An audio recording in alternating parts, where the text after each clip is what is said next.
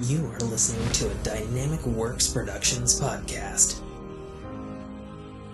This show is available on iTunes, Stitcher Radio Network, and many, many more podcast services around the world.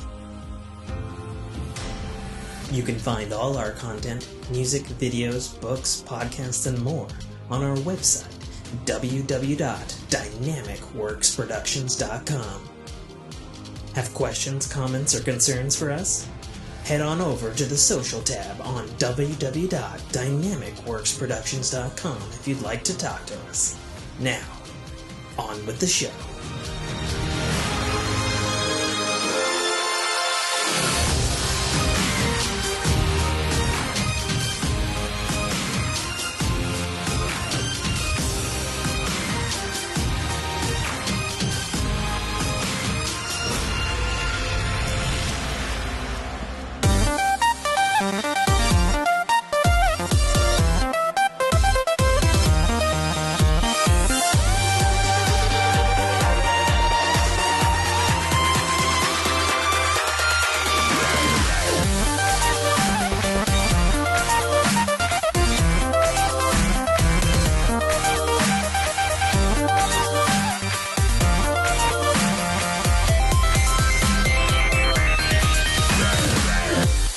What's going on, everybody? Welcome back to another episode of the Fork in Your Ear podcast.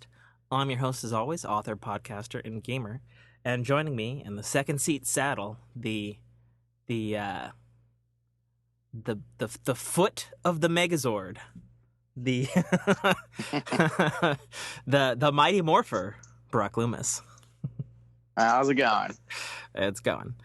I always imagined myself as the Brachiosaurus, like the fucking the giant fucking thing that like the other Megazords ride into battle. Like that guy was fucking badass. I have that toy somewhere. Oh yeah? Oh. Yeah, I had the full set. Fucking love those things. Cool. Hey Fork fam. It may occur to you all, depending on when I actually edit this. Like we haven't done a show in like a fucking month. Yeah. It's been a minute. So wanted to address that first of all. Just personal wise and also medical wise, my life has been just complete dog shit as of late. Work's been crazy. Trying to take over business is not easy when there's pushback on taking over the business. I had a bunch of dental surgeries, found out I got like some fucking sort of gum disease that's eating away at below my gums of the part of the teeth that you can't see. Roots. Yeah, I guess the root's like inside the tooth, like that goes down to the nerve. But like the long, like, I don't know what you call it. Like everybody knows, like when you pull a tooth out, it's got kind of like fingers of the bone. The roots. Okay, fine, whatever. Just keep saying it, and maybe it'll be true. It's the roots. Okay, Satan. Just because you're wrong. Well, like okay. Always. Fair enough. So I'm getting some treatment for that, and had a root canal and some preventive surgery, and I've got I don't know. It sounds really brutal, like what they're gonna have to do to me over the next couple months. I guess they open up your gums in quadrants of your teeth so you can still, eat while you're recovering or whatever. And they have to go in and spread your I don't know. It sounds fucking horrible. But anyway, that's been going on. Just a myriad of problems, both nothing really having to do with the show. Other than I think you and I were gonna do a show on Easter, and it didn't happen because you had fucked up the schedule on when you were going over to your sister's. Yeah. So and then my family uses military time, and I read what she wrote as 3:00, and she actually wrote 1300. Mm-hmm. So I was like, oh fuck, that means 1:00. So. It's hard bouncing back and forth sometimes between the two times, 24-hour clock and ignorant people time. Ignorant people time? So my time, basically? Yes. Okay. Okay. Exactly. But which coast is the best coast? West Coast. There we go. That's the correct answer. The Midwest Coast. That is the correct answer. But yeah, so. Yeah. And then Easter was Easter, so I mean, it's not like we could make it up really very easily, isn't it? Yeah. Well, I mean, we'd had a tentative plan to like do something after the day, or no, after Saturday. Yeah. But yeah, it didn't happen. Anyways, so we're back now, and yeah, I'd like to say I'm gonna promise we're gonna keep to a usual schedule, but obviously some shit's out of my hands. Some shit's like just fucking bonkers. So yeah, exactly. You know, there's only so much I can do. So yeah, so we got a lot of things to catch up on, like a lot of different things. I think probably a lot of highlight things. I guess we have even more details about Borderlands 3. We have a gameplay reveal. The Sonic the Hedgehog movie trailer dropped. Amazing. Dear God, greatest thing since Titanic 2. Or Titanium. Reviews for the Detective Pikachu movie are in. Lots of shows coming out. Lots of new shows coming out. Both myself and Barack have seen Avengers Endgame and the battle for Winterfell in the third episode of the series. Well, not series finale. The final season. Yeah. The finale season of Game of Thrones. And we're going to talk about spoilers on Endgame and Game of Thrones, but not until the very end of the episode. So don't worry, folks. We'll put up a warning and all that jazz so you don't get spoiled. Hashtag Darth Vader's Harry Potter's father. Right. And Dumbledore kills Snape. And Jean-Luc Picard is Professor Xavier. Yeah. So cool. So we're going to try to get back to basics here. We're going to spin the ring and get into topics and delve into all the stuff that you've missed with us. So here we go.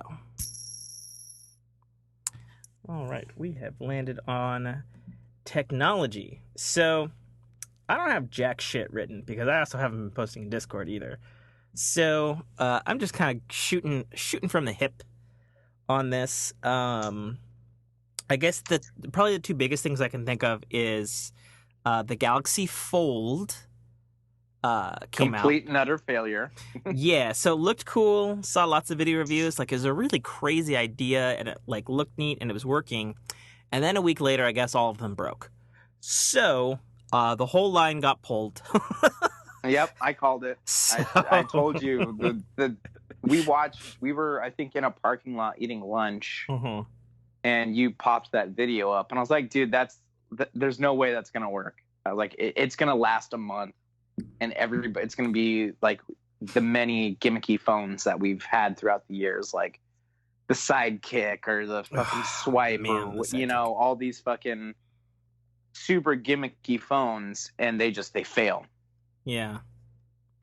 So I was not surprised. I was a little surprised that it lasted. I was giving it a month. Yeah, I mean, definitely that's terrible because it's a super expensive phone. It's like $1,200 for the base one or some shit like that. Yeah, it's a fucking it's a down payment on a goddamn car. I mean, pretty much. I mean, I think a mid-90s used Corolla is probably $1,500, and you get more mileage out of it. More literal mileage too. Exactly. Yeah. But anyway, I guess the deal with that is, of course, Samsung's in full PR mode, just like their battery exploding crisis.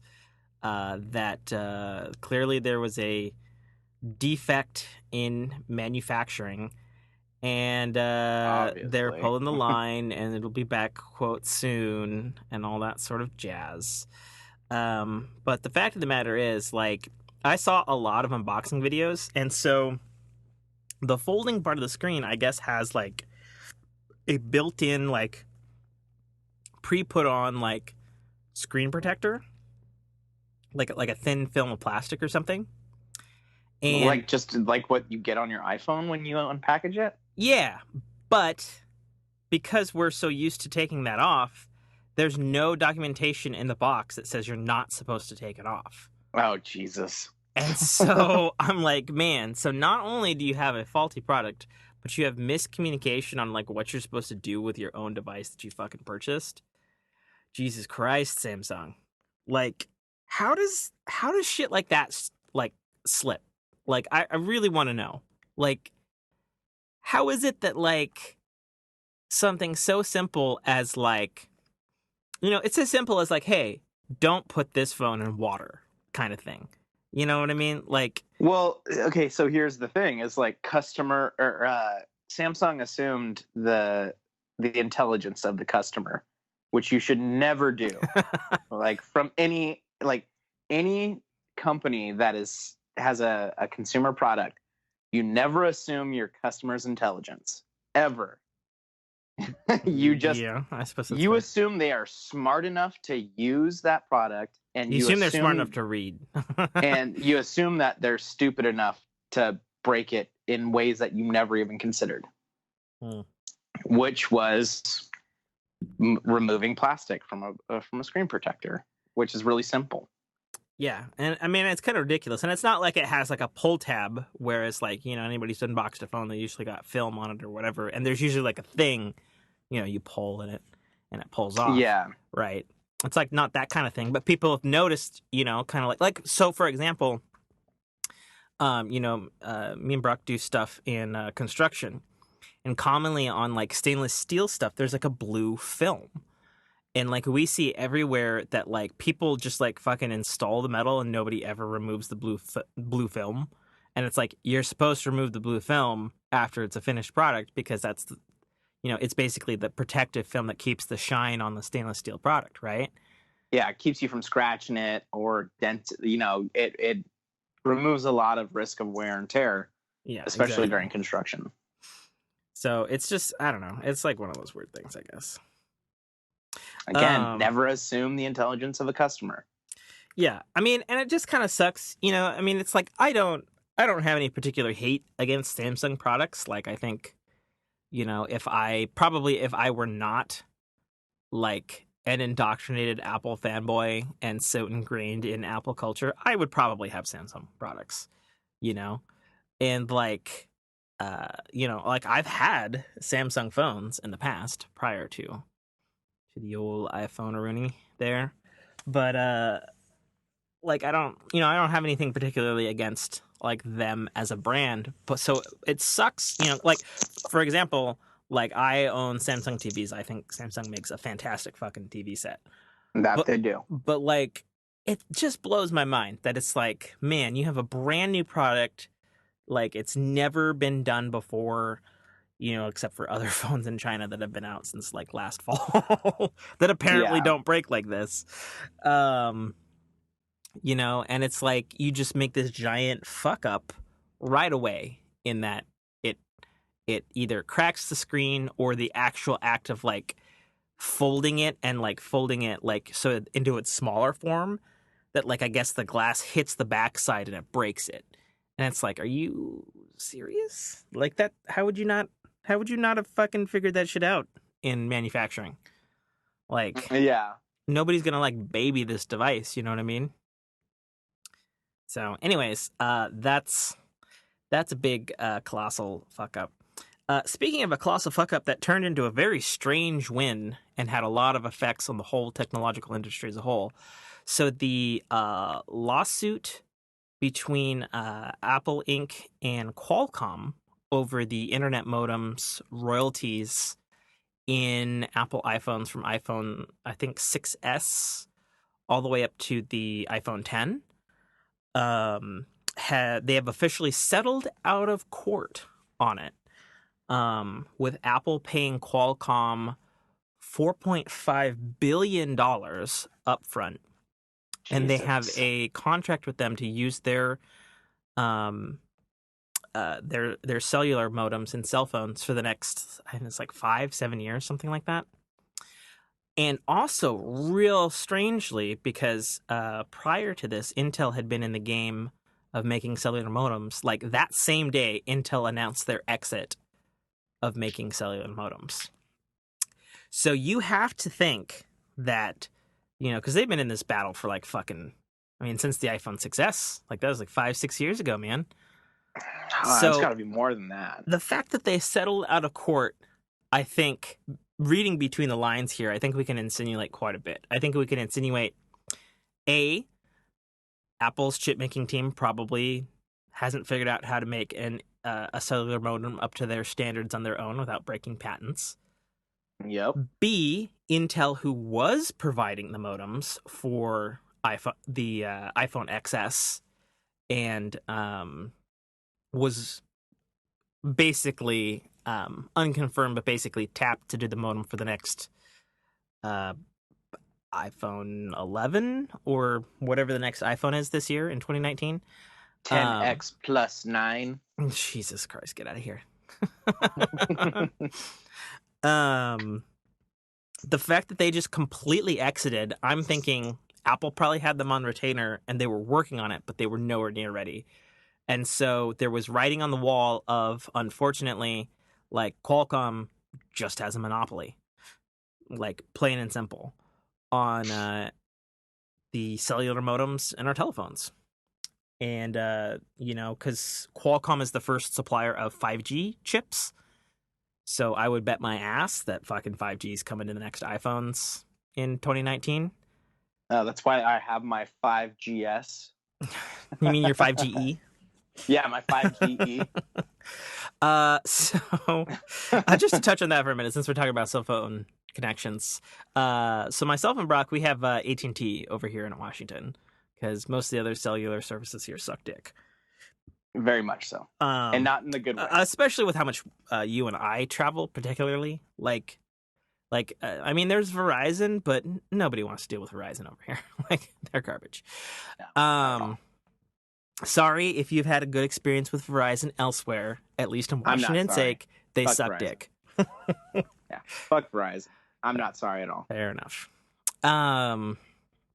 So AT&T has introduced this thing where if you look at the top right corner of most modern cell phones, besides just iPhones, instead of seeing LTE or 4G LTE in the corner next to your cell phone bars, it says 5GE.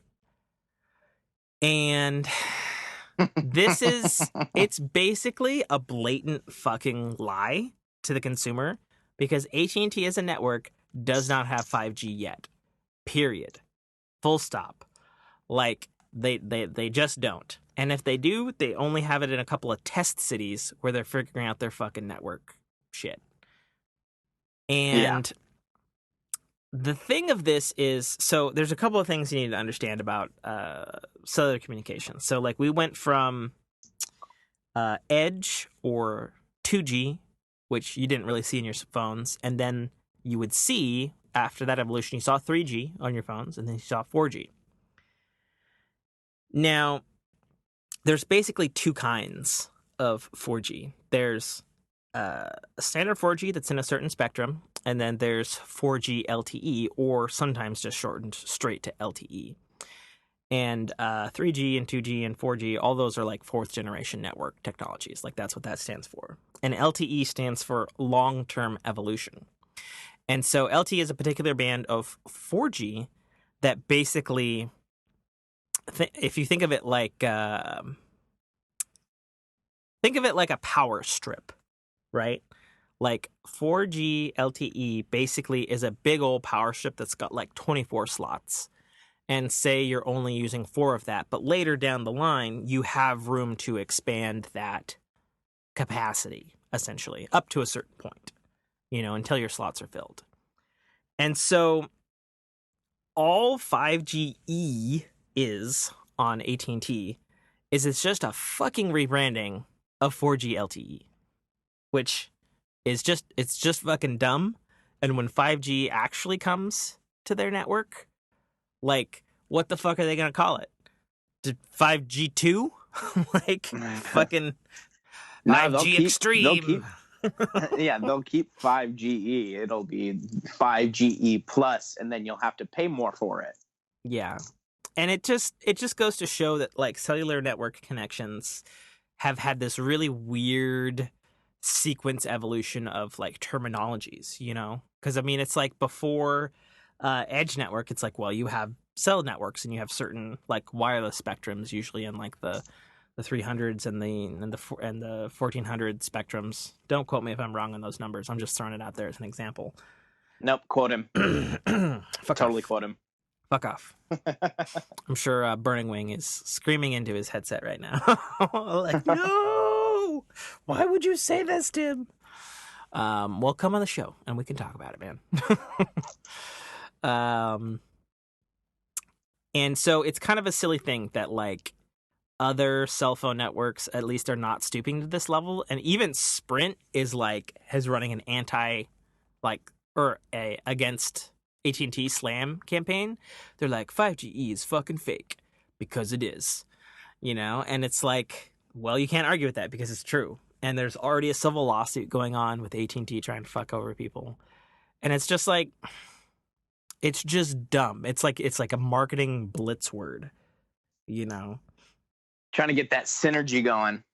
Yeah, exactly. Well, but I mean, it just sucks because when 5G actually comes this fall to mass networks like Sprint and T-Mobile and Verizon, like, okay, they're just going to call it 5G, I guess. I don't know. It's an industry thing where, like, the naming convention is a problem. You know, it's like if you think about Wi-Fi, right? Like, so Brock, are you aware that there are different Wi-Fi classifications? I knew there are. I never cared to find out. As long as I can fucking play my Candy Crush without using my cellular service. So there's basically like a consortium that comes up with the names of these things for each generation of Wi-Fi strength, as it were, right? Yeah. And it's gone all the way from A all the way up to N, and then for whatever reason, the current Wi-Fi spectrum is AC. Now, this year, probably this fall, on a lot of computers, you'll start seeing Wi-Fi 6 on marketing on the package. Because they've determined that nobody knows what the fuck the difference is between Wi-Fi Class N and Wi-Fi B and Wi-Fi AC and what that means to the consumer. So if you just put a plain, clear fucking number, you could know whether it's better or worse. Just like Bluetooth. Bluetooth's real simple. You got 1.0, 2.0, up to 5. Yeah. Real fucking simple. Like, but again, they're assuming the intelligence of a customer. Well, obviously, like, that is they fucking dumb. assume this shit in technology. So, I mean, this goes back to a really old, and I love this story. So, Wendy's came out with a quarter or a third-pound burger that was cheaper. It was cheaper, came with, like, it was better, whatever, you know, it tested better in, you know, customer reviews. But customers wouldn't buy it because they the idea of a third-pound burger, it seemed smaller than what a quarter-pound burger, and Wendy's actually lost money. So people were buying a quarter-pounder burger thinking that it was more, when in actuality they're just dumb, ignorant fucks. Yeah. And getting a shitty McDonald's burger, whereas, you know, I personally like Wendy's, and I fucking hate Wendy's, so, you know, to each his own. Yeah. I'd rather have Burger King over Wendy's. Oh, I love Burger King. Burger King's the fucking best. Burger King is great. And there's a lot of people who are just like, fuck you, Burger King is terrible. No, Burger King is fucking awesome. And they can go fucking choke on a McDick for all I care. So anyway, 5GE, it's totally fake. If you're on the fence on whether or not to get a, quote, 5GE phone, you probably already have one in your hand. Just saying. Yeah, they did an update on like, I remember I woke up one morning and it was like 5GE. I was like, what the fuck? I was like, what's 5GE? And then Tim was like, "Oh, dude, it's fucking bullshit," and it usually ends up being slower too. I don't know about slower. I mean, it's no different than it was a couple months ago. Like, that's the thing. Like, it's not faster. It's the same thing. I feel like it's slower whenever I see that 5GE pop up. Like, anyway, one other bit of tech news wanted to touch on. So Microsoft, in regards to its Xbox division, is officially the first major video game company to offer a completely digital and discless main video game console. They have introduced a ever so slightly remade Xbox One S, the all digital edition, which, if you're reading there, that totally abbreviates to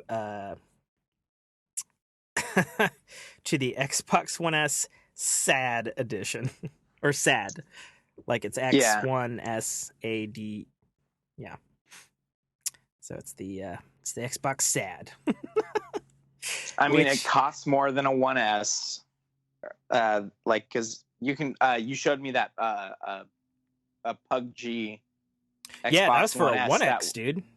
Yeah, a 1X, and then this thing's coming out. I'm like, why would I buy a digital fucking only? I guess I'm old school. I like having a physical copy.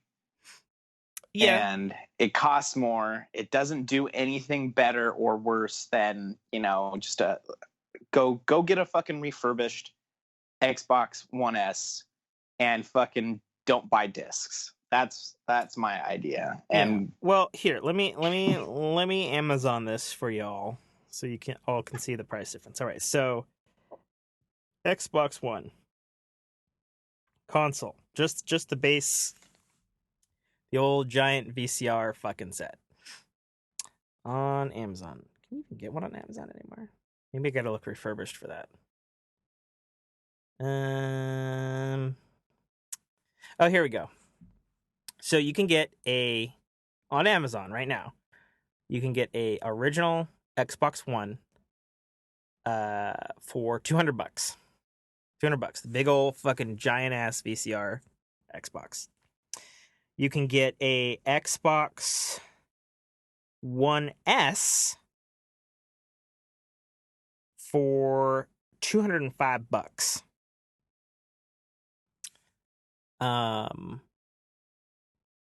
And then you can get a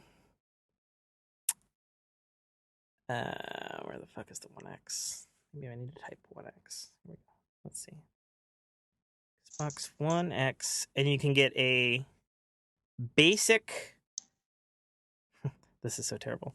You can get a Xbox One X for $429, or you can get the not purchased Fallout 76 bundle one for $378. Jesus. Save some fucking money. So basically $450 for 1X. General price, right? And then you go Xbox One S all digital edition is $250. What the fuck? Yeah. So on the one hand, I totally understand this console. And honestly, this is my opinion, and compared to, and I'm not crazily biased here. I do all of my games on Nintendo Switch digital, do all of my games digital on Xbox One, I do all of my games digital on PlayStation 4. But Microsoft being Microsoft, they are better positioned to do an all digital console than either Sony or Nintendo. Now, that being said, it doesn't make any fucking sense that the Xbox One S, which is not any smaller than the current Xbox One S, it just doesn't have a disc drive. Like, I don't know what they did. Like, they changed the plastic, or they just fucking painted over it or something, Like, yeah, is $50 more than a base Xbox One S. Like, that doesn't make any fucking sense whatsoever. I mean, I bet my left nut that all they did was change the plastic on the front, and it's still got a disk drive. It would be too expensive to just remanufacture and rip out this drive that I agree probably lends some support to other internal systems. Yeah. So I wouldn't be surprised. They probably just I wouldn't be surprised if we're able to get that data and report on it by next week.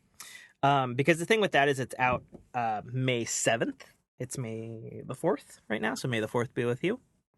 May the 4th be with you. Mm-hmm. Mm-hmm. Jedi in the streets, Sith in the streets. This is not the Xbox you are looking for. Yeah, because any of the other Xbox can be, quote, an all-digital console. You just don't have to use the fucking drive. You can hook up any fucking hard drive to it, and it works. Because Microsoft has made that part of their console work really easy. And it took fucking 4 years for Sony to do that. Just saying. So yeah, it's fucking weird. But it does show that they're willing to test the waters, I guess, with an all-digital console and see how the public responds to it. Even though, kind of like this fucking 5GE thing, it's kind of a bullshit move, you know? Yeah, it totally is.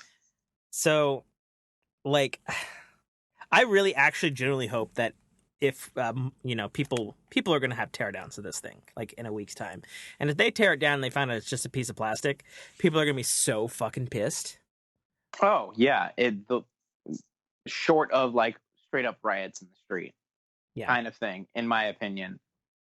Now, I had a theory when they first announced this, because we were talking about it one of our long drives home, that there's been like mod kits for the little like slot loading CD drives for you to like put like a second hard drive in computers for like a long time, you know? Yeah. And I had a theory that it's like, well, a cheap way probably would just be to have like a component that fits that fucking CD drive size, and it's just like a second like cheap ass 500 gigabyte hard drive. Yeah. You know, because like Xbox has no problem dealing with multiple hard drives. Like I have multiple hard drives hooked in right now, you know? So it's like, it just makes sense on an internal side, because then you can save money on some hard drives, and then it can be the quote all digital, yada, yada, yada.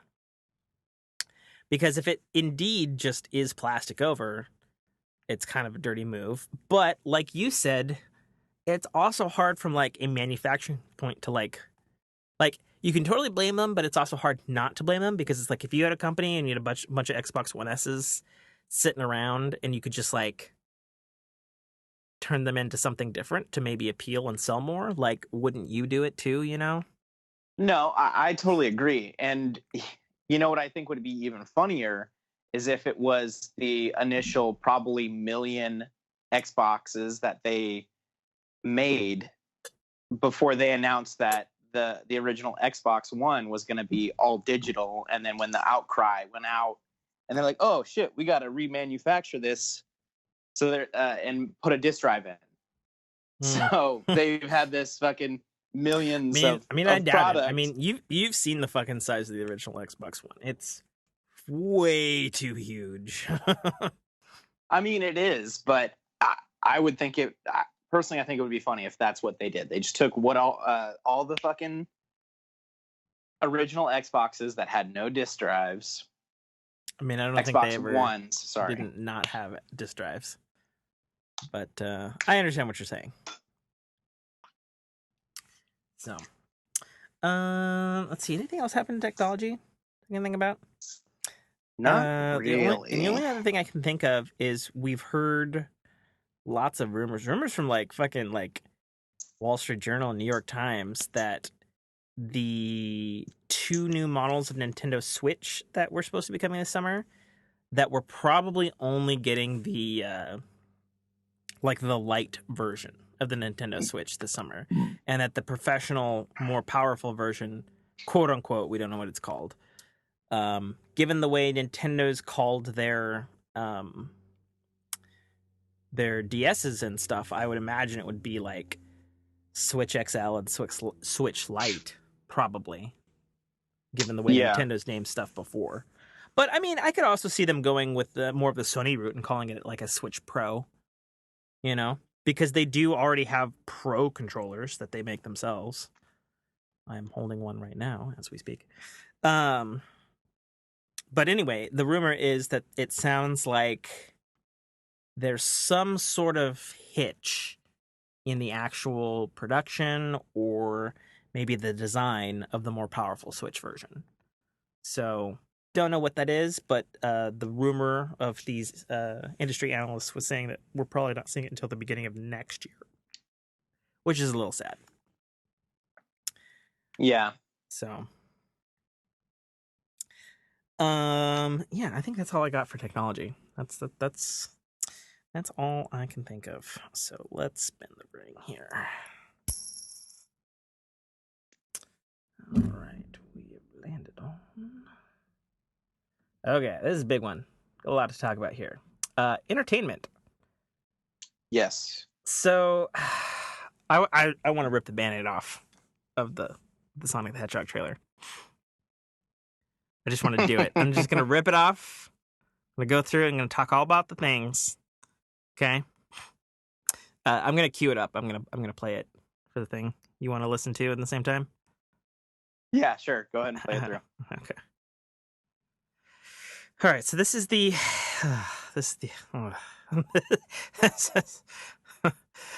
so forewarning everybody should know that the first superhero and nay the first video game I ever played was Sonic the Hedgehog on the Sega Genesis. And he was your fucking idol for so many years. That I don't know what the fuck I'm talking about with Sonic, or that I'm not a true blue Sonic fan with my Sonic Mania Collector's Edition Genesis, my Sonic Forces on my Switch, and owning pretty much every Sonic game under the sun, except for Sonic Boom. Those games don't exist. Not to mention the multiple different Sonic comics that you've owned through the years. On the Sonic comics and the TV shows, the good and the bad. Like, I feel I am the person to judge this. And what are you opening right into the microphone? It is terrible. You're a horrible person right now. Ugh. It's the new Sonic trailer. Is that what you're doing? Just trash. That's what terrible. That is. Okay, all right. Well, I'm going to play the trailer here. So, here we go. I can already see your face.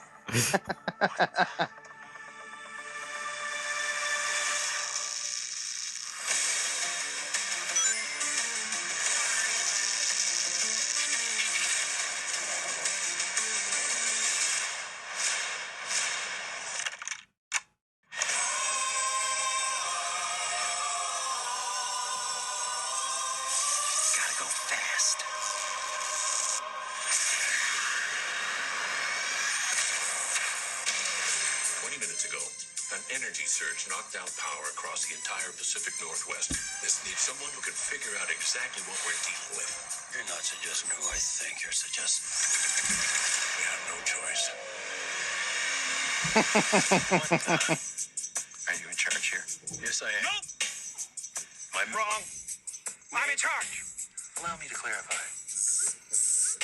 In a sequentially ranked hierarchy based on level of critical importance, the disparity between us is too vast to quantify. Agent Stone? The doctor thinks you're basic. Listen, pal, I don't know if you realize... I'm sorry, Major. What was your name? Benny. Nobody cares! SFPD! Meow? Oh, come on. Okay, pal, I want answers. Basically, it looks like I'm gonna have to save your planet.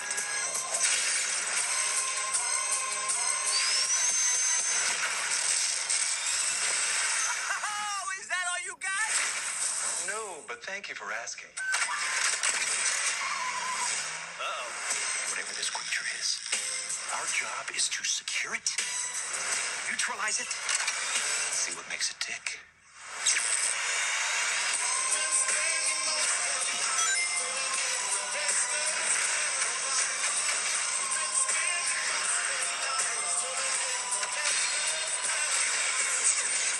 Look at this! 16 steps today.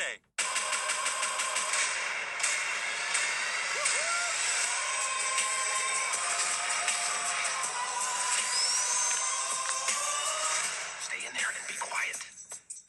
How much longer? I can't breathe in here. Do you have your child in that bag? No. I mean, yes, it's a child, but it's not mine. It's not your child. It smells like body spray and an old ham sandwich.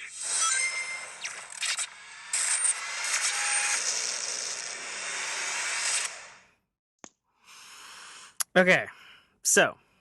About the only good thing about that trailer is the song, which is an awesome song, Gangster's Paradise. And the is that a child in your bag? Yeah, that's a pretty fun line. Okay, but you don't see Sonic at all. He's just stuffed in a bag. So here's the good parts about this trailer. One, good job on using the classic sounds and working that into the film. Good job. Okay, you get a 1 point for that. Okay, and I'll be honest, when I heard fucking Jim Carrey as Dr. Robotnik, I dug a grave and I buried myself in it and I rolled over. I rolled over in that grave multiple times. Having seen it now in action, it looks like it's probably going to be the highlight of the movie, in all honesty. Like Jim Carrey being like classic 90s Jim Carrey in like a villain role, like that even seems good on paper. You know what I mean? Yeah. It's almost like if Ace Ventura was a bad guy. Yeah, exactly. Like instead of saving animals, he was euthanizing. Yeah, Robotnik totally euthanizes some fucking animals. Let me tell you, dude. I want like a dark comic book that's like Robotnik, the animal euthanizer. Sponsored by PETA. Jesus, that's so terrible. I love it. So it looks like the supporting actors are going to be pretty good. You got Neil McDonald there as a fucking general of some kind. Love that dude. Highly underrated dude.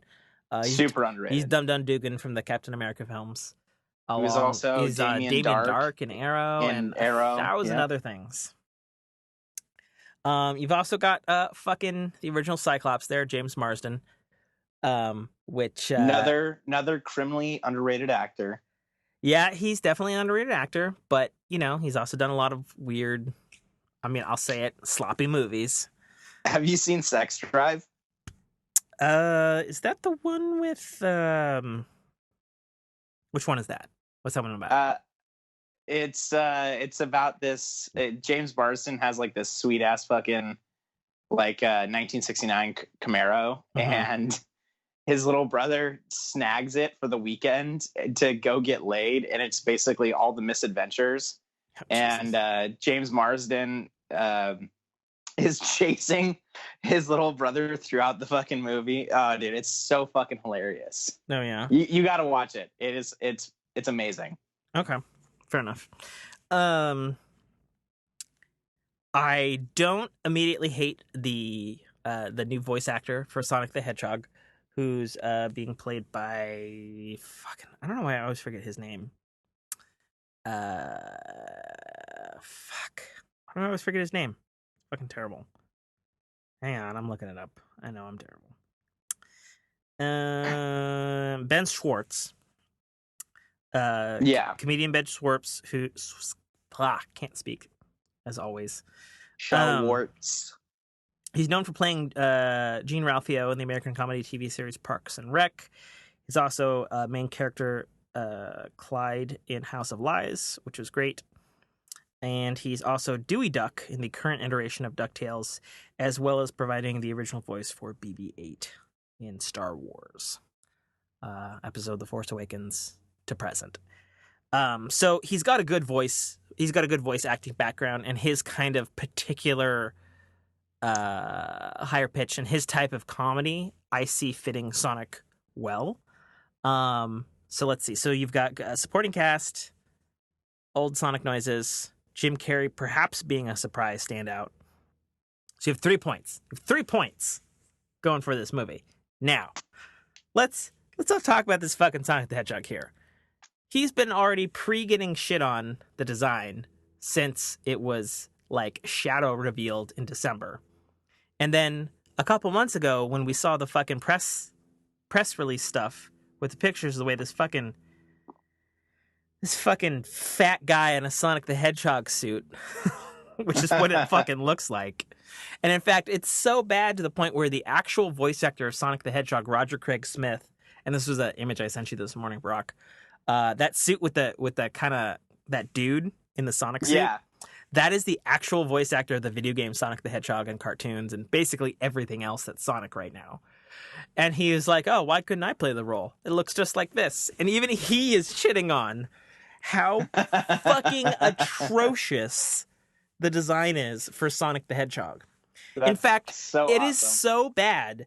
The cinematographer of the Detective Pikachu movie was talking in an interview the other day that he was actually offered to cinematographer the Sonic movie, and he chose Pikachu over Sonic. Good for him. Smart move. And and even he was saying, he's like, I know how we shot Detective Pikachu, but like I don't know why Sonic looks so weird, because I was offered that role. Like, I saw a lot of behind the scenes stuff. I don't know why he looks like that. Even he was shitting on it. So everybody in the fucking universe has shit on this Sonic design, because fundamentally, at the end of the day, it does not fucking look like Sonic the fucking Hedgehog. Like, no. There are, like, okay, let's put it this way, folks. If we look at all the years and different iterations of Batman, right?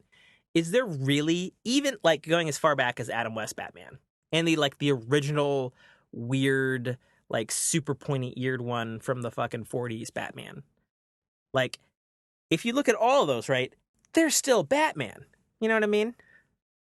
Like, you can point out each one and it's like, okay, yep, that's Batman, that's Batman, that's Batman, that's Batman. And if you put a fucking side-by-side picture between this and fucking Sonic the Hedgehog, it's like, okay, well, he's blue. And I don't know why he's so human looking, like it makes no fucking sense. Now, I saw a meme on Reddit and it was like, give me that 1990s Jumanji Monkey Boy look. And then it's like, I got you, fam. And then it's a picture of Sonic. And I was like, oh, dude, that's so terrible. It's spot on. It looks like the kid who turns into a monkey in Jumanji, the movie with Robin Williams. Yeah. It is so terrible. If you look back in that pictures I sent you, the one above the kid one that you were making me laugh at yesterday. Yeah. Where it's showing this current Sonic design standing and like how it should be. Yeah. Right? Like that's all you need to do. Like, fine, give him quills. Fine. He has that. He even has that in some of the video games. Just make him look like fucking Sonic the Hedgehog. Don't give him fucking red Nikes. Don't give him fucking white fur where his gloves should be. Don't fuck his eyes up. Don't make his fucking ears look weird. And most of all, don't make his fucking mouth human. Because guess what? He's not a fucking human. Yeah, definitely. Like, you already have a weird movie where you have a fucking speeding hedgehog rodent. Lean fuck into that and go with it. Like, you're not going to get shit on. Like, sound barrier. If you look fucking at the fucking Detective Pikachu movie, the reason that's working right now as a movie and in trailers and like people aren't completely disgusted by it, like, yes, it looks a little horrifying. It's like, oh wow, they look real. Is because they didn't change the fucking designs. They're them just in this world. Like, just do that for fuck's sake. So, all that being said, the director, Jeff Fowler, yesterday on Twitter announced publicly, with the support of Paramount and Sega, he said, we've heard you. We've heard all your criticisms. We've heard them. We have decided that the look of Sonic the Hedgehog is going to change before the movie's release. And he was like, thank you for your support. We'll talk again when we've got a new Sonic to show you. Like, it has been so fucking catastrophically bad that some fucking pencil pusher at Paramount Studios is like, 100,085 bazillion dislikes. What? This is bad. The movie's not out yet. Somebody do something. And they're like, well, sir, it would seem people want a Sonic movie that has actual fucking Sonic the Hedgehog in it. And they're like, all right, let's get on this fucking men. You know, like, ugh, it's fucking terrible. And so now, and I fucking hate the internet for this right now. Thank you very much. As a Sonic fan, I am fucking happy that they're fucking changing his look. Movie's supposed to open in November. Maybe. We'll see at this point. I'm happy that they've admitted they fucked up and they're going to fucking change the look. I am happy about that. What I'm super displeased about is you can't win with the internet, man. So on the one side, everybody who actually wants to see the Sonic, like, I'm seeing that movie no matter what. Like, I would see it even with that dog shit fucking rat rodent fucking fink piece of shit, you know? And, like, I would see it. Like, I'll see it fucking day one. Like, I was going to see it no matter what. I'm a Sonic fan, dyed in the wool. You know? The only time, like, I don't show up for Sonic is when the game is fucking just the worst thing I've ever played. Case in point, the 2 Sonic Boom games. Sorry, kids who made those games. You did bad. No more Sonic Boom games. But now there's this whole other side of the internet that is like, wow, I guess we're in mob rules culture, and now we're finally, you know, at the age where Reddit can tell a movie studio what to fucking do. And then bunch of people are like, well, what about all those fucking overtime hours that all the CGI artists are going to have to do for crunch for the next 6 months before the movie releases to, like, make this change? Because realistically, we can guess how far along they are in their CGI cycle, but we don't know for sure. And we have this whole other army of fucking people that is like, you know, so much for the fucking director's vision and his integrity, you know? And it's like, so you're damned if you do, you're damned if you don't. And I want to say right now, in regards to Sonic, because it's not done right, it is fucking okay to say that it's a fucked up mistake and they're going to fix it. That is okay. What I'm not okay with is fucking people being not okay with the fact that they're going to change the mistake, and instead of, like, releasing a turd, like, they're going to fucking still try. Like, what the fuck, internet? Okay. I'm done. Well, on that point, like, it's fucking entertainment. You're not going to release something that is so blatantly disliked as a business owner or as a production studio or anything like that you're going to lose money. Yeah. Like, at this point, I'm pretty sure Paramount is just hoping to recoup their losses on this Sonic movie. So those people who are bitching about, oh, so much for the director's vision, so much for the hours. Okay, so these guys have to work overtime hours? Is that, you know, so bad? If this movie is such a big flop that they fucking lose their jobs, what then? Yeah. Well, and then the other side of it is on the same thing on Reddit that's all bitching about this. There's a bunch of people from visual effects houses, and they've said, they're like, actually, overtime is really good for us because we do get paid overtime. Everybody saying that we don't get paid overtime is fucking lying to you, and it means more work for us. So, like, yeah, it's a bitch thing, but we get paid more. It's like any other job? Oh, God forbid. Yeah. Yeah, I honestly think the people that are doing that are probably just some asshole on their alternate Reddit accounts being a troll. Yeah, probably. It's ridiculous. Our fucking internet age is ridiculous, Brock. Like, sometimes I love it, you know, for the memes and the jokes and the laughs, and then other times it's just, fuck, man. Whose fucking head are we putting on a platter today? It's ridiculous. Oh, it totally is. Yeah. It sometimes makes me regret Al Gore inventing the internet. Yeah. Because he didn't. What? Futurama said he did. Well, you know what? Futurama's lying to you. I don't believe it. They actually had Al Gore on there. He said it. That's true. They had it. He was on like a lot, wasn't he? He was on like 6 episodes, something like that. Yeah, he was. But then again, like most guest stars, he at least like actually loved the show. Yeah, very true. Okay, so let's go from complete horrible, to fucking worse. Okay, and this is something I read last night with Jessica.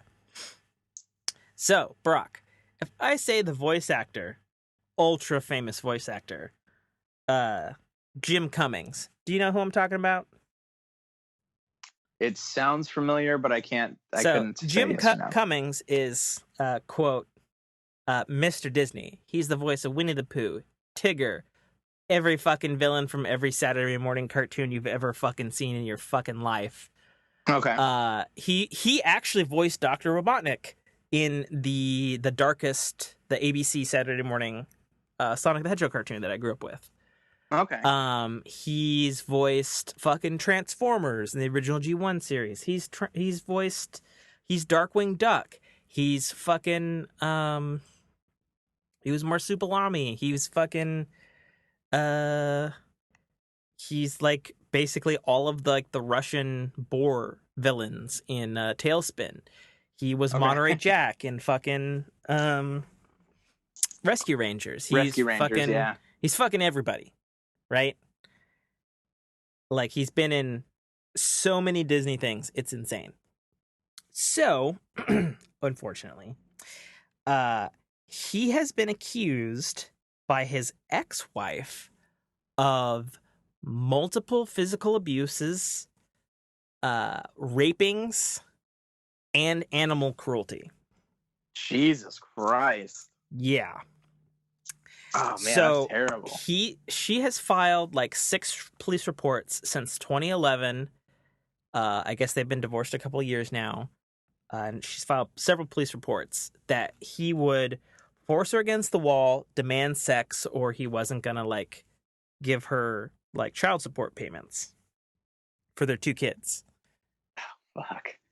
And she said that he's put a dog out that was misbehaving and put him outside in 100-degree weather underneath a metal bucket until the dog stopped like whatevering, and the dog almost died. And so she's claimed like all of this shit, and they're fighting over custody over their kids. Jesus. I know, right? On the complete flip side of I was reading this report, and there's like actual quotes from like each party. And Jim Cummings, Mr. Disney himself, has said on the dog thing, he's like, it wasn't a metal bucket, it was a plastic bucket, and my vet had told me to do that because he was a young dog and it's a disciplinary step. And I realized like I did leave him out there too long, but I took him to the vet. You can see the vet bill. He's fine. And he's like, and at no point did I ever try to rape my ex-wife for child support, you know? And then he goes on to say that it's like, you can also look at my receipts and see that both me and my wife have been dealing with substance abuse issues and have been in and out of rehab since the 90s. Jesus and Christ. So it's like, fuck. That is so has Disney fired him yet? Dude, I don't think they could. I don't know. That's kind of like, that's a shitty double standard. You know, they fucking dropped the hammer on James Gunn. Yeah, but now he's back over a tweet, and now, but they haven't fired Cummings yet.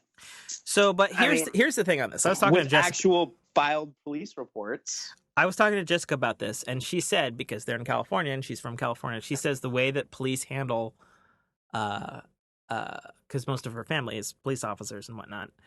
She says the way that they handle rape accusations on that is they get the rape kit out and they do tests. And they're saying if she's got 6 rape reports and it wasn't like he wasn't thrown in jail for any of them, then she's a lying sack of shit. That's what Jessica was saying.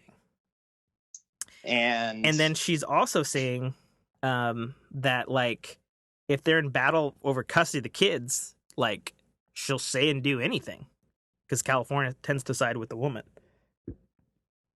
So, yeah. So on the one hand, you know, I have to kind of take a middle ground stance here of, like, if Mr. Disney Jim Cummings did do this, I mean, obviously, fuck him. But on the other hand, if his ex-wife is that fucking crazy and conniving, fuck her. Either way, I hope that there is a clear resolution and that we the people hear about it. Because on the one hand, if he did do all those things, that would be an absolute tragedy to, like, just your whole fucking childhood. Like, yeah, just all of it. You know? Because, like, he's done so many fucking voices. Like, there are few actors that can even touch the amount of voices he has done, let alone his range. Like, it's nuts. He's got, he only has 543 credits. Jesus. Like, he's only done everything. Winnie the Pooh, Tigger, fucking, he's Black Pete from Mickey Mouse. He's been in Scooby-Doo. He's been in both versions of the fucking DuckTales. Yeah. You know, he's, I guess he's currently the voice of Hammerhead, Ghost, and Vulture in the current Spider-Man animated TV series.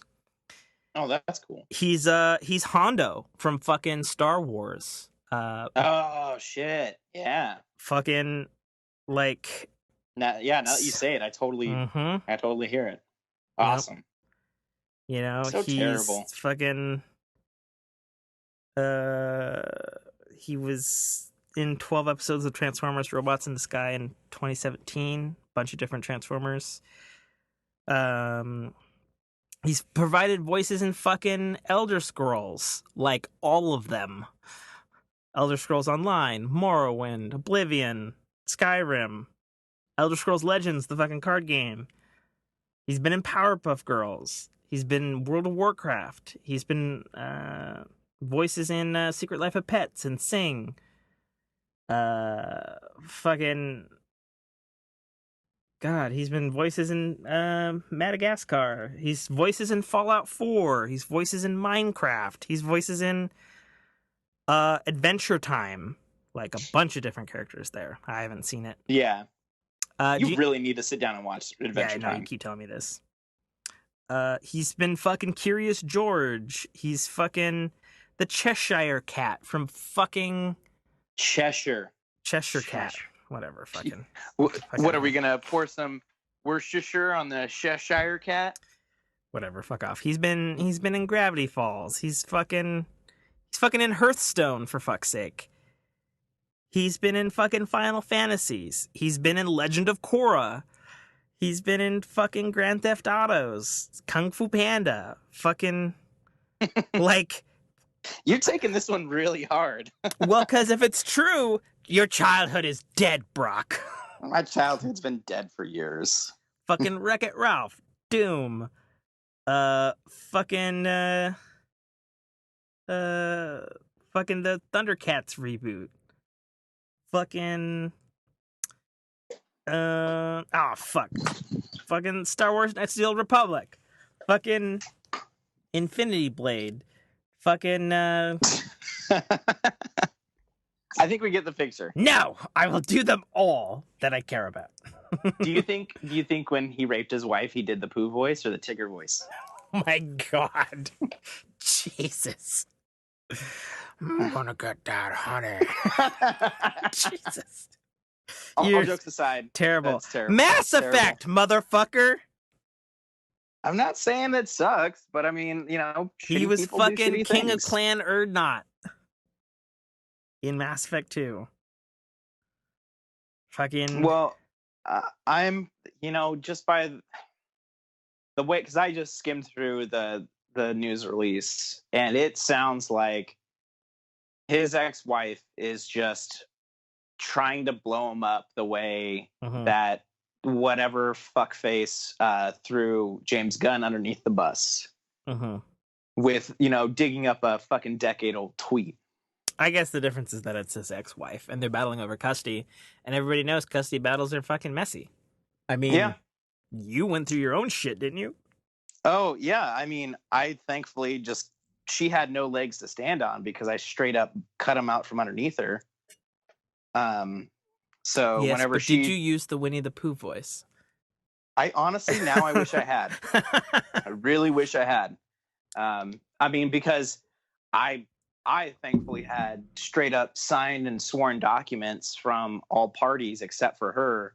So when she tried going into the judge and lying about me and my ex and her own mother, who was actually taking care of Jay at the time, the judge was like, I have like signed and sealed documents. Like, do you want me to arrest you for perjury too, on top of abandonment? And it was actually really, really awesome watching her break down and cry in court. Jesus. Fair enough. For all you who don't know, I hate my son's mother. She is a terrible, terrible person who is still polluting the gene pool, unfortunately. Yeah. Okay, so Jim Cummings also apparently can sing, and in like half of the fucking Disney movies, when the fucking main actor couldn't sing, he sung for him. That's not surprising. Like fucking Lion King, Pocahontas, fucking All Dogs Go to Heaven, like Jesus. Yeah, I love All Dogs Go to Heaven. Such a good movie. Like ridiculous. Yeah. Fucking this guy has done some stuff. I mean, Jesus. Yeah, he's done too much stuff. He's done too much stuff, and I hope that his ex-wife is just a sack of shit. Yeah. Like, because they'd be fucking terrible. Because do you know who he is? Okay, so this actually really will kill me. Do you know who he is in Tailspin? Don Carnage, I think. He's Don Carnage. He's Louie. He's fucking like... He's Louie? He's Louie and he's Don Carnage. Jesus fucking Christ.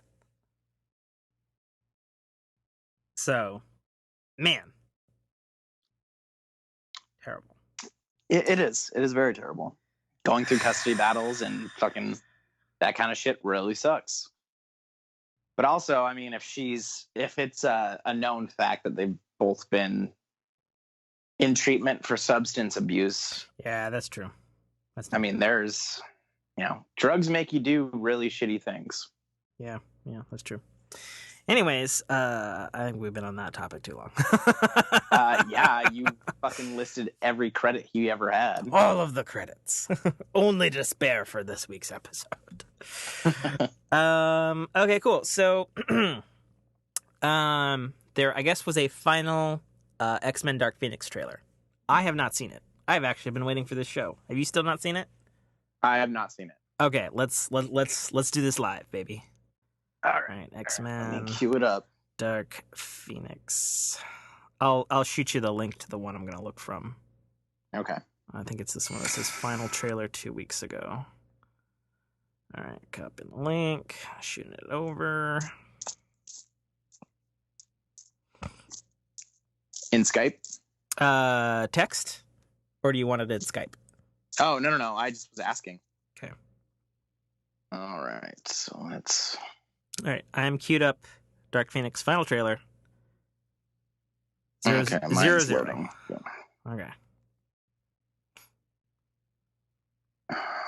Ready? Ready. 3. Ready. 2. 1. Ladies and gentlemen of NASA, this is Charles Xavier. Help is on the way. Doing space missions now. Cool. We get the astronauts, we bring them home. Go. The heat signature's rising fast. We gotta get out of here. Where's Jean? Where is she?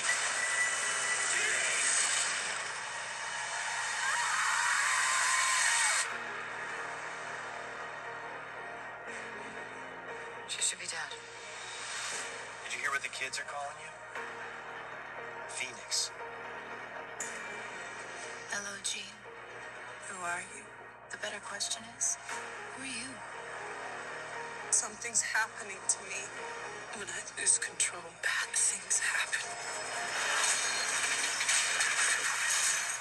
But it feels good.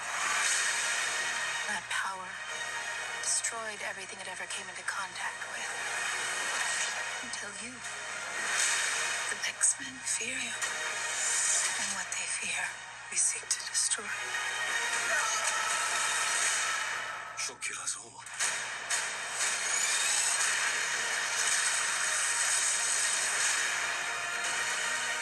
The girl died. She's still our friend. She's not Jean anymore.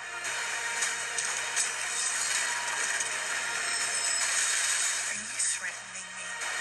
That's right. That would be a bad idea.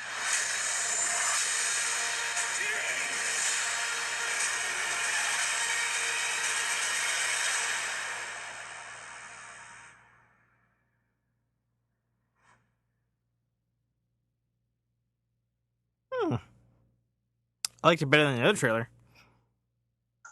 Yeah. I mean, it looks pretty good. Yeah, it looks like it's not going to completely shit the bed like Apocalypse. Apocalypse wasn't that bad. Jesus. Raw, everything sucks. Oh, man. Okay, so I like that she ripped off the fucking Magneto helmet and stabbed him with it. That was pretty savage. And I liked that, like, it actually shows her acquiring the Phoenix Force. Yeah. Even though that's, like, completely contradictory to fucking X-Men Apocalypse. Because she, like, basically had it there at the end of that movie. Spoiler alert. Don't give a shit. It's a terrible movie. Like, I mean, right? Like, because she used the Phoenix Force to fucking help defeat fucking Apocalypse. Yeah, but I mean, Jean Grey was always pretty strong in the comics. I think Phoenix Force just amplified it. But or you know, there is if we're looking at like a bunch of different like comics, like it could be that this particular version there are two Phoenix Forces, like a good and an evil. Yeah. And like the reason she has her mutant powers is because she was like she got the good one at an early age. You know, and then this is just like the dark side of that. Like a Venom and an anti-Venom kind of thing. Yeah. Maybe. I liked that they're really bringing Nightcrawler into it too, because Nightcrawler is probably one of my favorite X-Men. It's also good to see the new Storm doing some action there. Like I'm glad with that. So I like her. Storm is super underrated. Yes. Super underrated because like in the comics and well, like the cartoon, the 90 cartoon we grew up with, like Storm is a big fucking deal. Yeah, like she's really number 2 besides Xavier. Not Jean Grey. Not Jean Grey ever. And she's super powerful too. Yeah, and she's so honorable and like worthy in the comics. She fucking wields Mjolnir.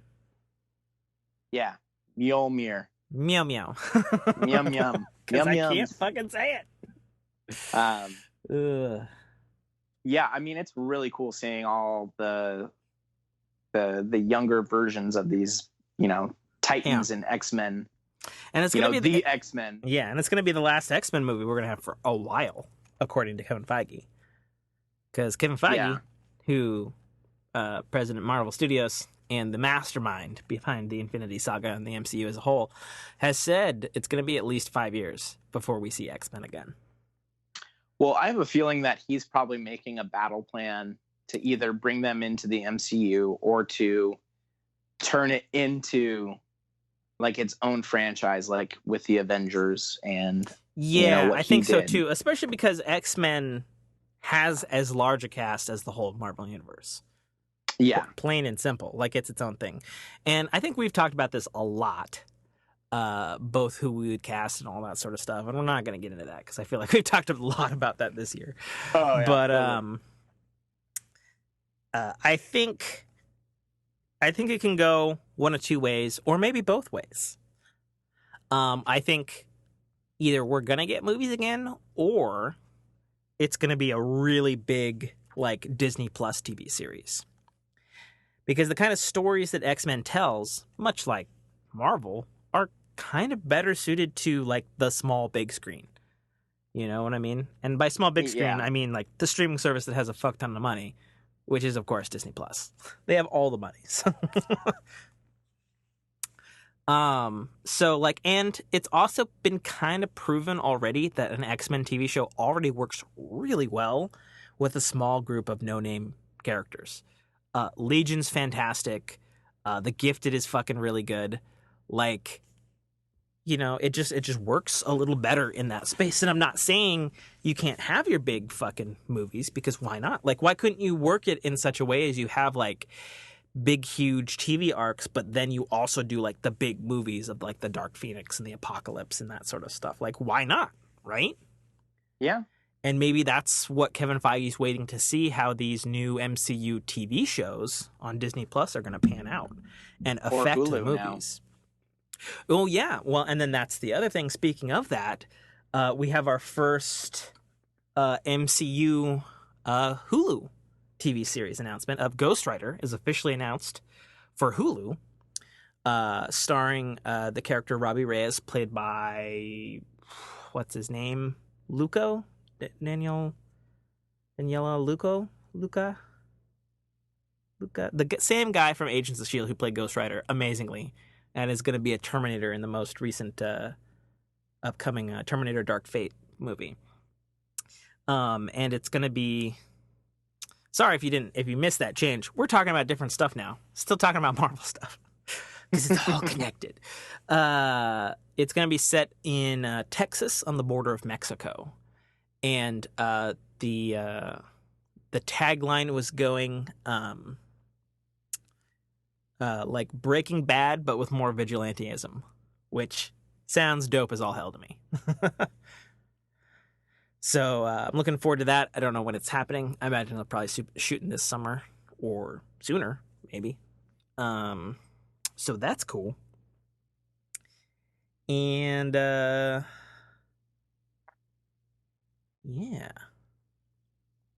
Yeah, I mean, it'll be nice to see some of the darker Marvel stuff getting a breath of life, essentially, especially on a platform like Hulu. Yeah, well, I mean, they do technically have The Runaways, and The Runaways is definitely darker. It is, even though I hate it. You hate it. I mean, God, I hate it. It's so bad compared to the comics. I'm sorry. I just can't. I don't know. It's not that bad. I'd have to be super bored to watch season 2. I'd have to. I just haven't had a chance to really watch it yet.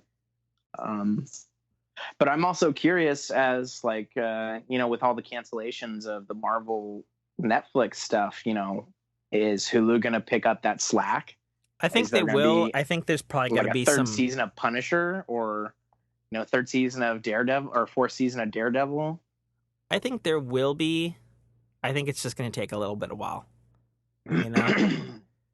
Yeah. Like I really do think it'll take maybe a year or two before you see the results of that. Or, you don't know. Maybe they're being completely rejiggered, True. They could be rejiggered to be more in line with the MCU. Because, let's face it, the Netflix Marvel shows were hella darker. Yes. In comparison, particularly Daredevil and Punisher. Well, they had, yeah. But, I mean, those characters were very dark. I mean, it's true. Like, you're not wrong, but at the same time, it's like, definitely. I'm just happy that there's the option for them to not be essentially a Disney friendly show, essentially. Yeah. Like, I don't want another Ben Affleck PG-13 Daredevil. I agree. Like, I think that that's a poor route to go, especially given how fucking good Daredevil is in general. Yeah. You know, so. Let's see. What else is happening entertainment-wise? Final season Game of Thrones is going on.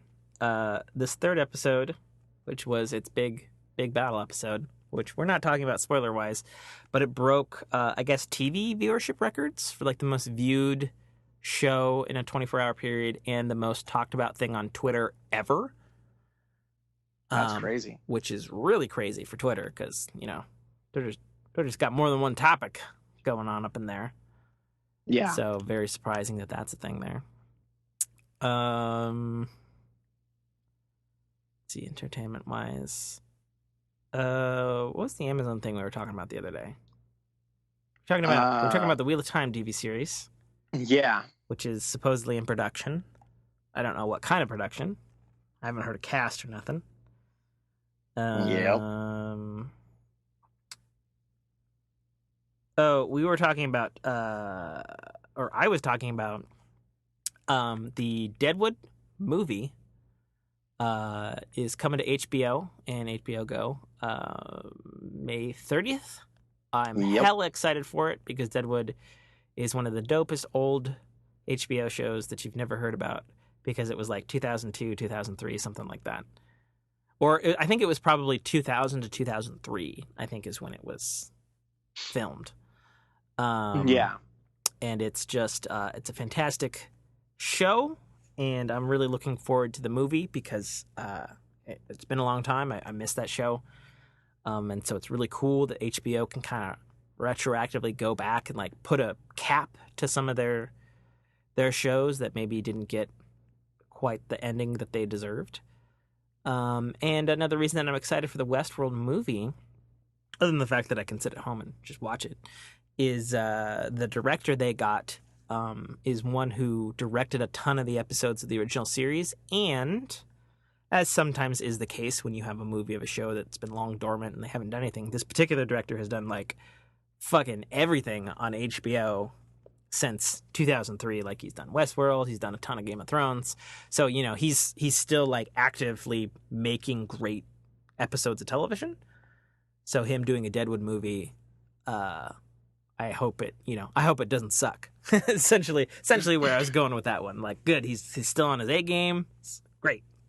Let's kick some ass. You know, and so I'm excited for that. And then in the summer, I am definitely very excited and curious about what they're going to do with Watchmen. And I know you are beyond stoked for his Dark Materials. Yes. Fucking love that book series. Love all the accompanying books. And I think it was last weekend when I was watching Game of Thrones, they had an HBO sizzle reel. Yeah, that sizzle reel. I was like, ooh. Of upcoming episodes and shows, and you got to see quite a few snippets of, you know, shots and scenes from his Dark Materials, and it looks absolutely amazing. Mm-hmm. It looks like HBO and BBC have just put a ton of time, money, effort into this show. And I remember like 2 months ago when I was like, oh yeah, we're not even done filming season 1 and they've already been renewed for season 2. Mm-hmm. I was like, not many shows get that kind of, you know, attention or get that option at all. Yeah, either because of faith or not faith with the executives. But I also have a feeling on that particular one, it might also have something to do with their BBC agreement. And to like make it worth it for BBC's agreement, it's probably worth it for them to have multiple seasons. Because if you look at, and I know you've not seen the show, or at least I don't think you've seen the show. The show Humans is co-produced between BBC and AMC. So, what was it? Humans? No, I haven't seen that. Yeah, it's the one about the androids that become sentient or whatever. No, I haven't seen that. It's really good. You'd like it. We were talking about it because it had William Hurt in it. Remember the other day? Oh yeah. So I think it could be one of those particular kind of deals, like to make it worth it or worth their investment. Like, they want that amount of content, so to speak. Well, I mean, I'm hoping they renew it for the entirety of the series, and maybe. Well, I mean, I hope it's good some first of the books before it's renewed. You know what I mean? Yeah. Like, I want it to be good, and like I have faith that it'll be good. Like, the cast looks real good. You know, you got you got Daphne Keane, you got fucking James McAvoy who crushes it. You know, like you got what's his name from Moana, the Oh, songwriter. Yeah, the super famous guy. Fucking Jesus, he has I can't remember his funky ass name. The dude, he wrote all the songs, and he's a performer, and he wrote Hamilton, and he's guest starred in a bunch of weird shit like Brooklyn Nine-Nine and so forth. The guy, y'all know who we're talking about. You can look it up yourselves. Yeah, he's in it. They still have not announced the voice of Yorick Burnison. Yeah, that's going to be a big thing. Which is the armored polar bear. I mean, it's going to be kind of hard to beat fucking Gandalf. No, it really is. Like, I almost think they should just have him do it.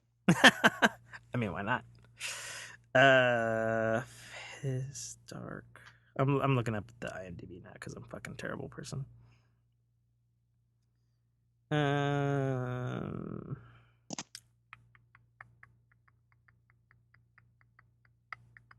Lin-Manuel Miranda. Yeah. That weird ass name.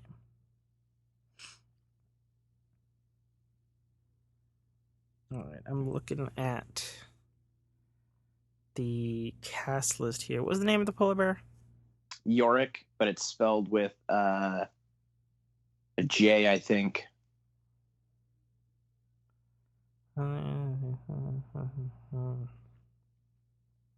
It'll probably be a late game voice. I don't see anything in the cast list here. Because the bear will have to be CGI. Will it? I mean, or a puppet. Or a crazy puppet. You know? Or they could get Sonic in there. Oh my god. The other thing I don't see here is they don't have a composer yet for the show. Oh, that's interesting. I'm curious because I feel like a show like that, particularly given how good the books are, like it needs a good composer. Yeah, it needs somebody of the caliber that the guy who did the Game of Thrones score. Yeah, who also does the Westeros score. That's Rami Dejawad. Yes. He also famously was the first person to ever score an MCU film because he did the original Iron Man film. Which is a terrific score. An absolute shame that he never got called back to do 1, 2, 3, or any other Marvel movies because obviously he's fucking kicking ass on Game of Thrones, and Westworld has one of the most beautiful television soundtracks I've heard in a long time. He also did the score for Person of Interest and is just generally a fucking awesome composer. And since Game of Thrones is over, Historic Materials, it's on HBO. Maybe. Yeah. He's already got 2 projects on HBO. Why not, right? Yeah. Keep all those paychecks lumped together. So, anyways, that's a thing. Let's see what else. What else we got? Any other entertainment things we need to talk about? Not that well, I mean, Detective Pikachu has come out. Detective Pikachu is coming out next weekend. Reviews are in. Most of the reviews are putting it at like about an 88% to about an 8.0, depending on whose scale you're looking at. The general consensus is it's finally a video game movie that doesn't completely suck ass. The other 2 things that I'm hearing is the story's a little lighter and softer than you may want it, and that Ryan Reynolds is a little more subversive than you might think as Pikachu, and it's more closer to his Deadpool humor, which honestly I'm okay with. Yeah, I'm actually totally fine with a lighter story and the kind of more slighted humor. Yeah, it is a kids movie. Right. That for us 30-year-old. I mean, it's true. It's rated PG. At the end of the day, it is a kids movie. So I have no problem with a lighter story. It's not I'm not going to a Pokemon movie to get some deep, profound, life-changing experience other than I'm seeing my childhood on the big screen done live action. Mm-hmm. Like, I'm not looking for Schindler's List with Pokemon. Okay, so that's just me. Okay, fair enough. But yeah, it's good. I mean, we're probably seeing it next weekend or something, I think. Yeah, I think we should. Something like that. Or wait, no, you don't have your kid next weekend, do you? No, that's his grandma's weekend. Thursday? Yeah, we could do it Thursday. Yeah, we should shoot for Thursday for that one then. Okay. Sweet. Let's see. Oh, fuck.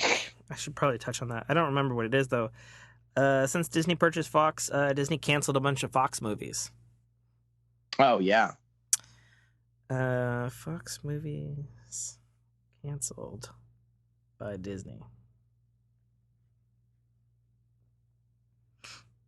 Okay.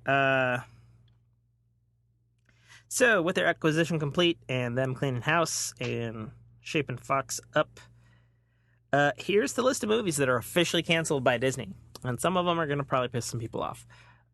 Gambit's been officially canceled. Good.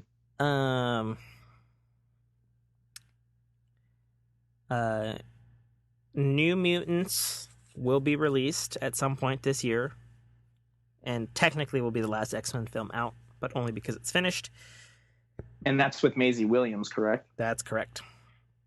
Okay. Maisie Williams, and there's somebody else in that one too. I think it's the chick from Glass and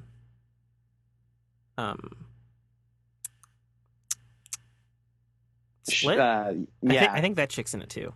I don't know. Okay. Oh, and the long-haired kid from Stranger Things, the photographer kid who wants to bang that chick. Oh yeah.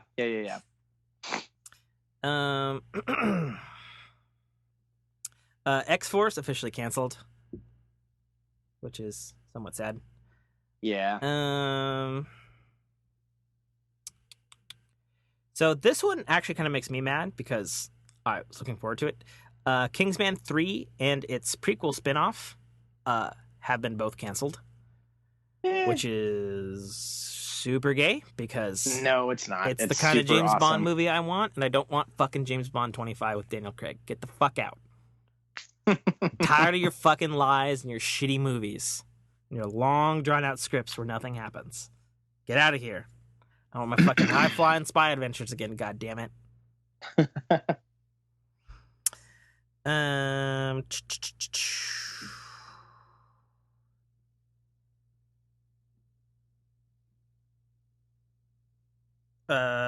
There was something called Mix Scam, which is some sort of weird movie based around the McDonald's Monopoly game being a scam. And I guess Ben Affleck and Matt Damon were going to make it.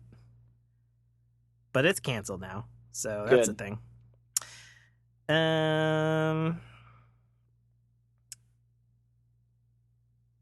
Is it all that was canceled? I remember something else being canceled that was like big too. What the fuck? Can't you just give me a fucking list? I mean, is it that fucking hard?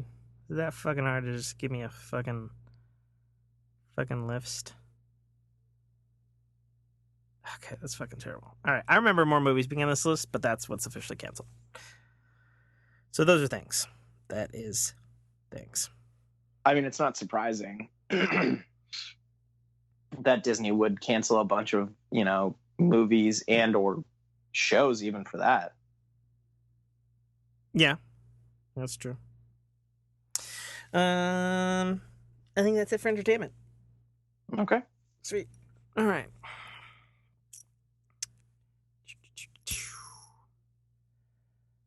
All right. We got video games. Kids. Video games. A lot of madness in video games. We'll try to blast through it here because we've talked a lot about it. A lot of things this week's episode. So the Anthem report. Me and Brock had played some Anthem as of late. It had a content update. Its first major content update, and we haven't played it in over a month. And from a quality of life standpoint, the game has improved fucking tenfold, in my opinion.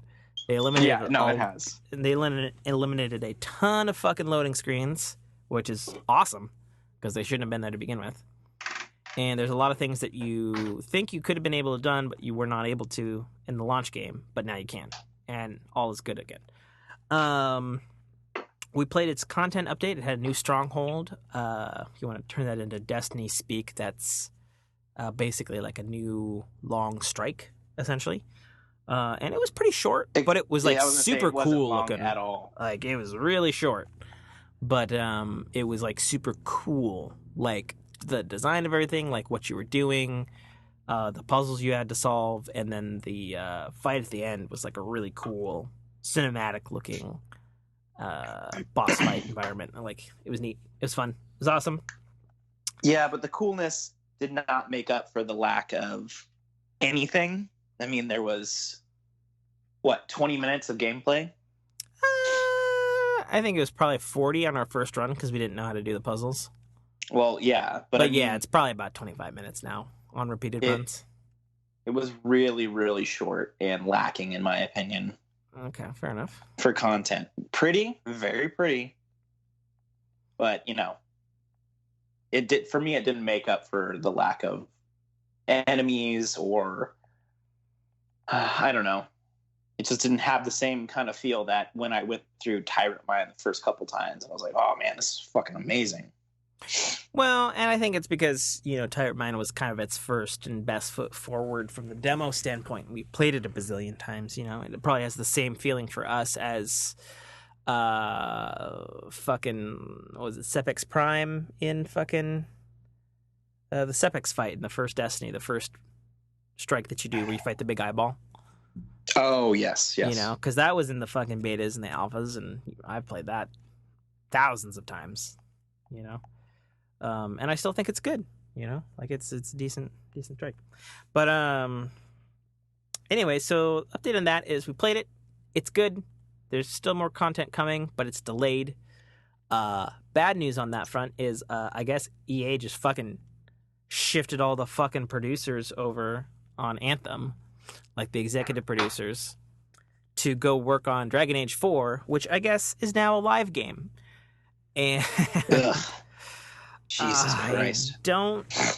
I can't, like, it doesn't make any sense to me why, like, the bottom line is Anthem is a great game, but it has had a problematic launch. And like any game that is a live game, it needs content. And they're getting that content, but it's delayed. And hopefully it won't be delayed into infinity like Destiny 1's content was. Or the second cycle of Destiny 2 content. Whichever. Yeah. You mean the Destiny 1 content that turned into Destiny 2?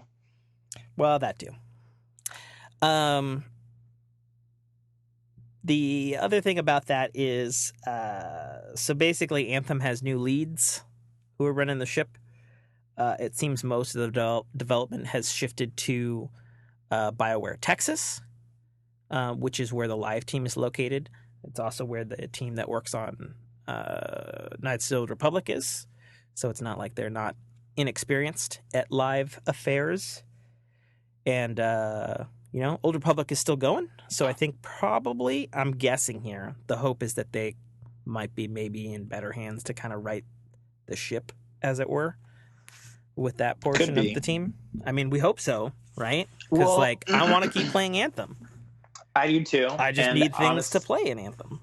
Yeah, and with something like BioWare Texas, I don't think you ever played the Star Wars Online, did you? So the thing on that is I played the intro, which is different for every class, on about 3 different classes. But the problem was I played it when I played the beta of it because I was curious about it and it didn't run well and it crashed on my computer.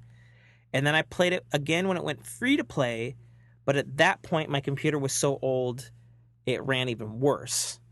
So I did play it, but I played it in like the most jank-tastic way possible. And were it released on consoles or I had like a good gaming computer, I would totally give it a try again. Yeah, well, I mean, I guess that my point is that game had a really rough start. I remember its first year, it almost fucking died. And then they did the free to play, but they also released a fuck ton of content. And, kept plugging away and supporting the game. Yeah, I mean, it's still going. So, and now it's, over 10 years old now. Oh, gosh. Is it 10 years old? Hang on. Pretty sure. I got to look that up, homie. I got to call an audible on that one. Public. The Old Republic.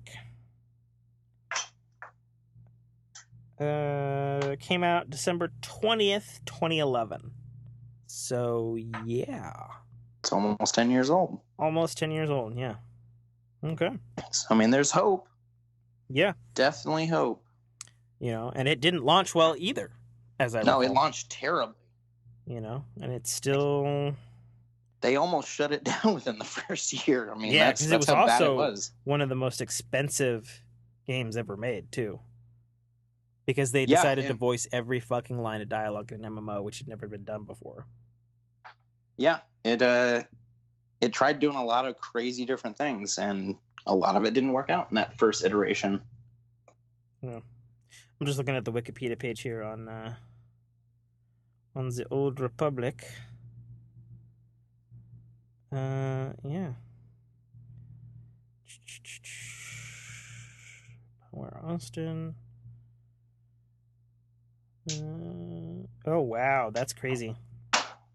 What's that? So the if you included the marketing costs for the Old Republic, the cost of making the Old Republic was higher than Grand Theft Auto 5. Jesus. And Grand Theft Auto had an estimated cost of $265 million. Jesus Christ. Which is insane for a video game, let alone a big budget movie. But we all know Grand Theft Auto 5 made that money back 60-fold. Because it's still the best-selling game, top 10 today. And it came out fucking ages ago.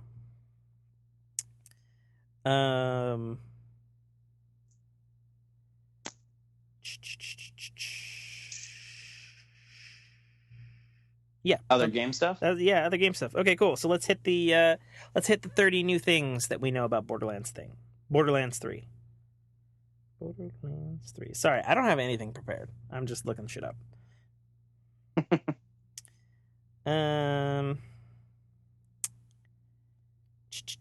Well, we're on the things. Complete weirdness of things. So anybody remember Ghost Recon Wildlands? Yes. The open world Ghost Recon game. I played the beta. It was actually really fun. You would like it, Brock. Well, you hunt the Predator in it, so. Do you? Do they have a fucking Predator thing in that? Is that's the one that's got crazy crossovers. Well, here's another crazy crossover for you.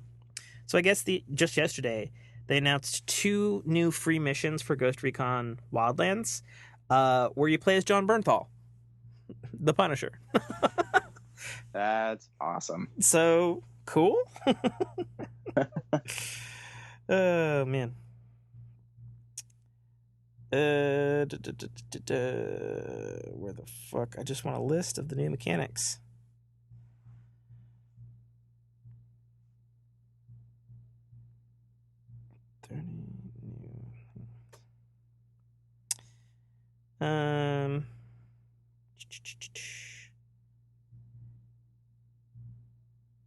God damn it. Where? You were just the worst. I'm sorry, man. Can't you vamp for a minute and be a good co-host? Jesus.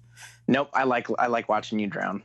You should fucking play the Sonic drowning timer.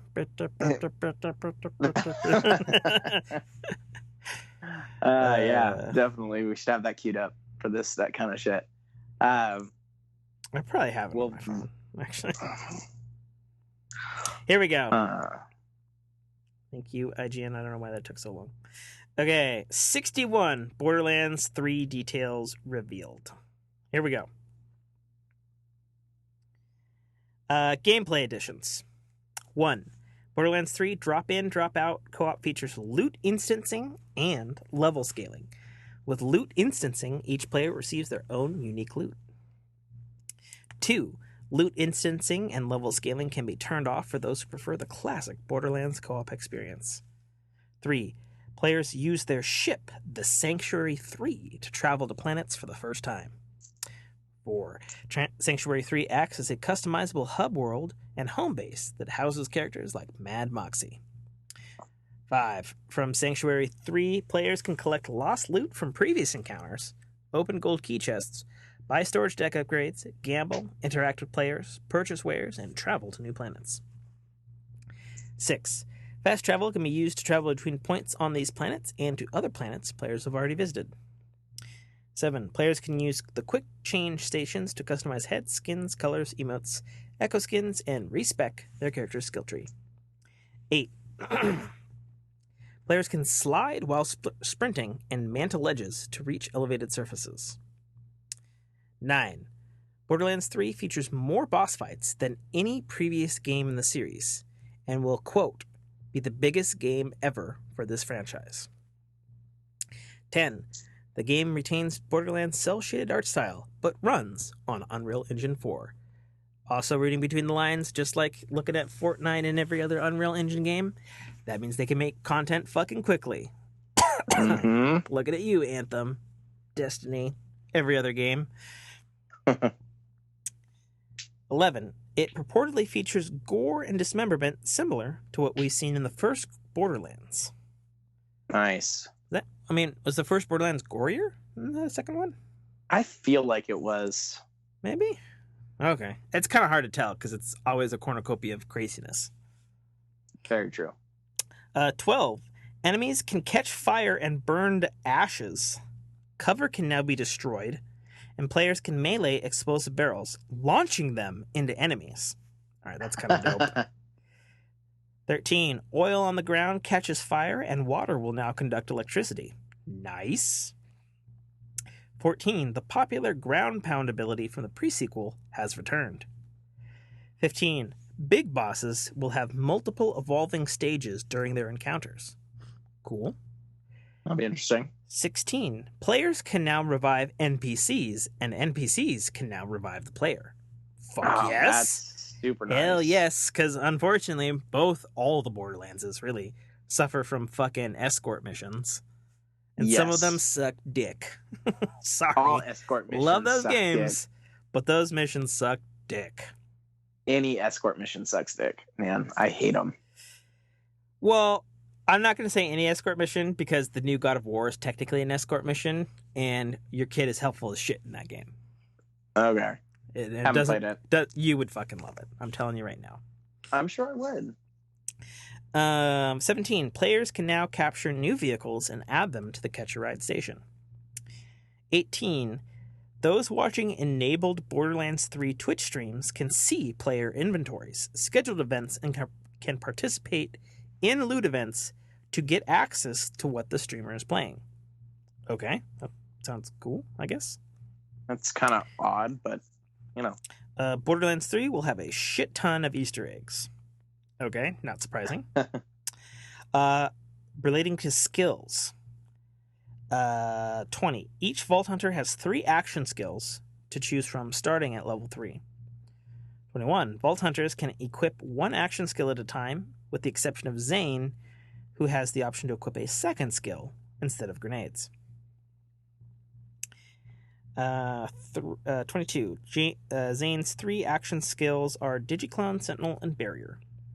Digiclone makes a digital copy of Zane to confuse and distract enemies, and he can swap places with his Digiclone at any time. Sentinel drops a combat drone that can freeze, attack, weaken, or bomb enemies.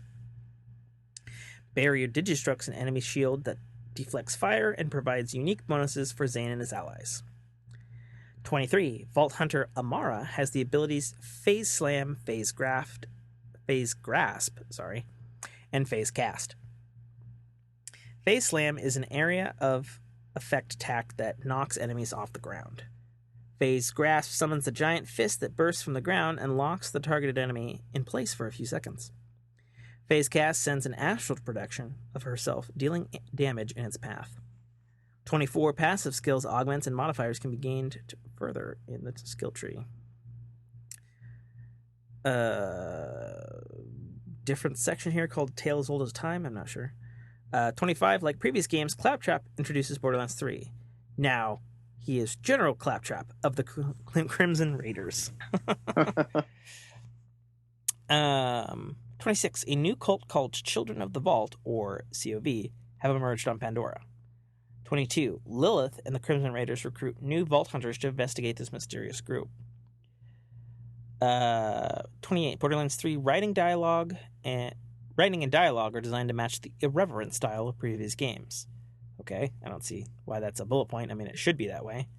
Yeah. 29, at the beginning of the game, Lilith is looking for a key to lead her to vaults on other planets. 30, certain parts of the game will have the player fight alongside previous playable characters like Lilith. 31, the cult has a holy recruitment center where a boss named Mouthpiece broadcasts propaganda to Pandora. 32, the Atlas Corporation's headquarters are on the planet Promethea. 33, Promethea is a futuristic monopolis, or not monopolis, that's not a word, metropolis removed from the wastelands. I'm starting to lose my voice, dude. Like, I'm running out of fluid here. I might need to fucking... Here, I'm gonna fucking shoot this to you. I gotta get a drink. My mouth is dying. I'm fucking shooting this to you right now. You are so ill-prepared for this shit, man. Fucking just get on my level, would you? We're on 32 on that fucking list. I'm gonna mute myself, and I'm gonna fucking pour a drink. Oh my God. I can't fucking speak right now. I'm losing my voice. Such a whiner. See what I deal with, people. All right, we're on 32. So, all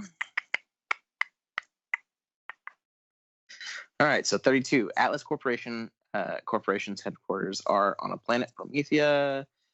Promethea is a futuristic metropolis removed from the wastelands of Pandora. Atlas is under siege by the Maliwans Corporation's private army. Players take on Maliwan's armed forces with Borderlands 2's Zero, that is a playable character, or was a playable character. The Calypso twins, Troy and Tyree, are major enemies in Borderlands 3. Tyree can siphon life and energy from her victims. 38. Weapons manufacturers, including Theodore, COV, Dahl, Milwan, Jacobs, Penguin, Torg, Hyperion, Vladov, and Atlas. This is part of their guns section. It doesn't say guns that many times. Oh, can you talk now? Is your tea all better? Tea? Is your tea making your voice better? No, I'm not drinking tea. I'm drinking some cranberry juice. That Keep time going. of the month, I guess. Keep going. Yeah. Some guns will offer multiple fire modes. One Vladov pistol shown shoots semi-automatic bullets, but can be switched into micro missiles that launch from the gun's underbarrel. Okay. 40. Some elemental weapons can switch between multiple elements like incendiary and cryo. 41. IGN encountered a rocket launcher that fires cheeseburgers. Okay. But what are they? Wendy's cheeseburgers? That's the question. Yeah, third pound. 42. Borderlands 3 features guns with legs, guns that bounce and act like grenades, and guns that split into MIRV style rockets. Merv, homie. No, MIRV. It's Nope. You wanted me to read it. Okay. I'm shutting up. Take my candy. 43. Vending machines have returned and let players autofill their ammo. COV manufactured weapons weapons use an overheat mechanic instead of a reload mechanic. One ammunition shows the Vault Hunter cooling down his COV gun with tiny squirt gun. So I guess you can manually cool it down. Torg weapons have an alt fire that's delayed so players can keep shooting enemies and those rounds explode when the player reloads. That's interesting. Familiar weapon tiers. White equals common, green equals uncommon, blue equals rare, purple equals epic, orange equals legendary. Legendary weapons are almost outside of the tier system and often have unique and completely different mechanics from typical weapons. Sweet. So legendaries are going to be batshit crazy is essentially what I'm getting so from it sounds that. identical to Anthem. Yeah. Because that's the same color system as Anthem. That's the same color system for a lot of games. I mean, sure, it's true. I mean, it works. Why not keep it universal, right? I don't have a problem with that. Yeah. 48 players have a better choice of encountering higher tiered weapons with the higher. Okay, hold on. Players have a better chance of encountering higher tiered weapons the higher their character's level is. A lot of high and higher in there. 49. There's no way to level up guns that become underpowered as a character levels up. Well, that's kind of lame. Okay. That's super lame because if you find a fucking sweet ass weapon, what's the chances you're going to find that same exact weapon at a better level? Super dumb. Okay. Weapon skins and trinkets have been added that can be used across any gun that the player picks up. Cool. 51. The campaign takes about 30 hours. Yep, hours if the player beelines. I'm so used to seeing it abbreviated and not actually fully written out. Oh, okay. Yeah. Borderlands 3 will definitely be at E3 2019, like I said it was. Gearbox artist actually made the three-handed Psycho box art. That's super cool. Sweet. And it may end up being as a alternate cover. Nice. Actually, I'm not I think the new cover is cool, but I think that could have been cooler, I guess. Yeah. That makes any sense. Ray Chase has replaced Troy Baker as the voice of Rise. Okay. Vault Hunter F.L. Flork. Okay. And Turn Invisible. I don't know how it's pronounced. Who the fuck those are. I'm assuming it's the new Vault Hunters. Hammerlock assigns missions to kill certain beasts and has a trophy room in Sanctuary 3 to display players' kills. Sweet. That's pretty cool. 57. Player can modify their living quarters in Sanctuary 3, and the default design is built around each Vault Hunter. Nice. 58. Radiation has been confirmed as a replacement element for slag. I'm okay with that. I don't see why they changed it. People got confused for what the fuck does slag mean. And it's a fucking video game. You're in space. 59. Marcus has taken over as the upgrade vendor for Crazy Earl's storage deck unit. Upgrades now cost cash instead of Iridium. However, Thank Crazy God. Earl is still in game, selling something in exchange for Iridium. Okay. Yeah, I hated that fucking upgrade system. It was what the fuck annoying. was the point of your bazillion fucking dollars if it was pretty useless? Yeah, it was. When and really it's not like we you needed could those. buy Iridium. Exactly. I mean, I guess you could gamble for it with the slot machines. Yeah, but it was so such a fucking waste of time. Yeah, it was. The midget enemy subclass is now referred to as Tinks due to the previous term derogatory nature. I kind of get that, but Tink sounds dirtier, in my opinion. It is. Like, what the fuck? Well, it's another. I don't know. Like, it's another term for kind of like number 60. The midget enemy subclass is now referred to as Tinks due to the previous term's derogatory nature. I mean, yeah, I can kind of see that, but Tinks. Tink sounds worse. Tink sounds way worse. Sounds like a dirty. It really does. Like a super dirty sex move. Oh, I never thought about that. Yeah, I'm gonna have to Google it and see if it's a thing for research purposes. You know what? I'll take that plunge for you since you're reading. 61. Borderlands can be played offline. Borderlands 1. Borderlands 3 can be played offline. Well, Kick-Ass campaign DLC and will include paid customizations like heads and skins. During a live event, Randy Pitchford said Gearbox isn't doing that free-to-play junk. There's not going to be any microtransactions. And Sage later clarified this means the game won't nickel and dime players. So, I mean, they've already backpedaled a little bit on that with the whole microtransactions. But, I mean, it's nice to hear that they're going to try to do that, I guess. Sure. And that is the end of the list. Okay, cool. Now I'm going to look up Tinks. I looked it up. The only thing that comes up is I guess it's a rut buck lure thing. Tinks 69 doe in rut buck lure deer attractant. Bass Pro Shops. Okay. I guess. Sure. That's a thing, I guess. All right, so okay, cool.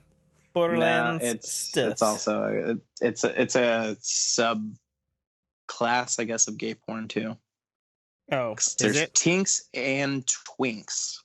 Oh, I think I've heard that. I've heard of Twinks which is before. what? I honestly, I don't feel adventurous enough to find out right now. Fair enough. So something that excites me, Tinks. No, fucking you piece of shit. So Kickstarter game Bloodstained Ritual of the Night, the spiritual successor to the Castlevania series, produced by Koji Igarashi, who is the guy who made 30 fucking Castlevania games that were all amazing and 9.0s and 9.5s and stuff and were fucking amazing 2D Metroidvania, that made the fucking Metroidvania subgenre. Is officially coming out. It's got a release date of June 18th. And everybody's kind of freaking out because I guess it was playable at PAX East, and people were saying it was good, but it didn't feel as tight as the Castlevania games should be. And apparently there's a trailer for it. I haven't actually seen the trailer. I've just seen screenshots. But basically, all the graphics from top to bottom got a crazy upgrade. They look way better and more detailed. And the dude who's betting his new career on this because he kickstarted it has said that the tightness and all of the things that felt weird will 100% be ready to go for launch. So he's don't fear about that. We got that. Is essentially what he was saying. So nice. I'm super excited for it because while on the one hand it doesn't have it doesn't have a 16-bit art style. It has a it's a 2D game, but they're using 3D to make the game, which is fine. I don't care as long as the fucking game is sick as hell. And this makes me happy because I'm a huge fan of the Metroidvania subcategory, as it were. I like Metroid games, I like Castlevania games, but I like Metroidvania games even more.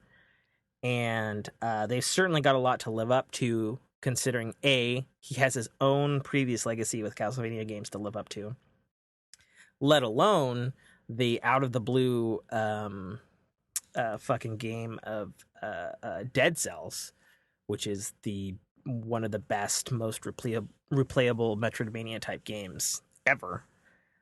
So I just really hope it's fucking killer. That's really what I want to. It's really what I want from it, and want it to be good. I personally didn't kickstart it because I was a little skeptical because, Jesus, he kickstarted this. Fuck, it was announced 2015.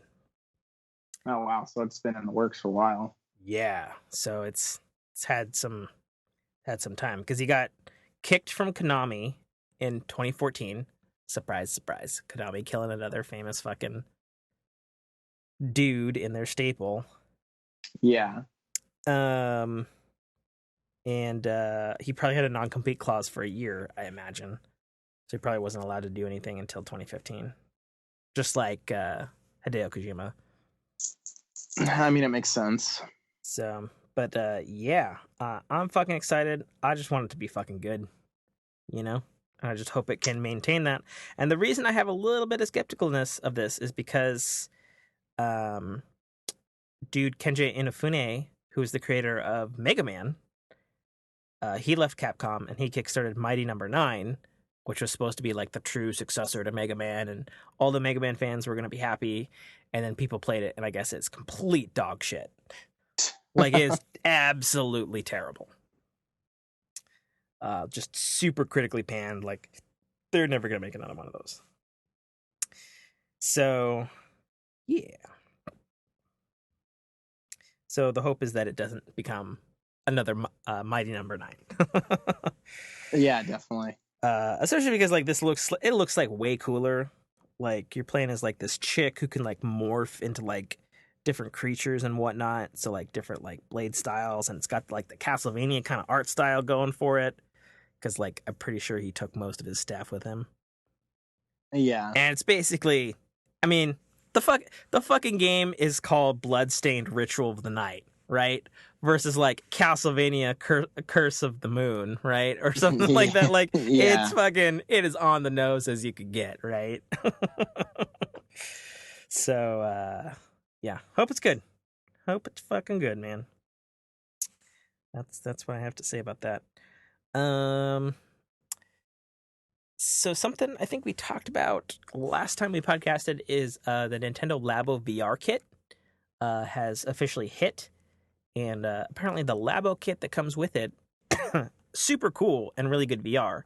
But the update hit, I guess, last week for Mario Odyssey and Zelda in VR, which is a weird thing to say because nobody knew it was coming.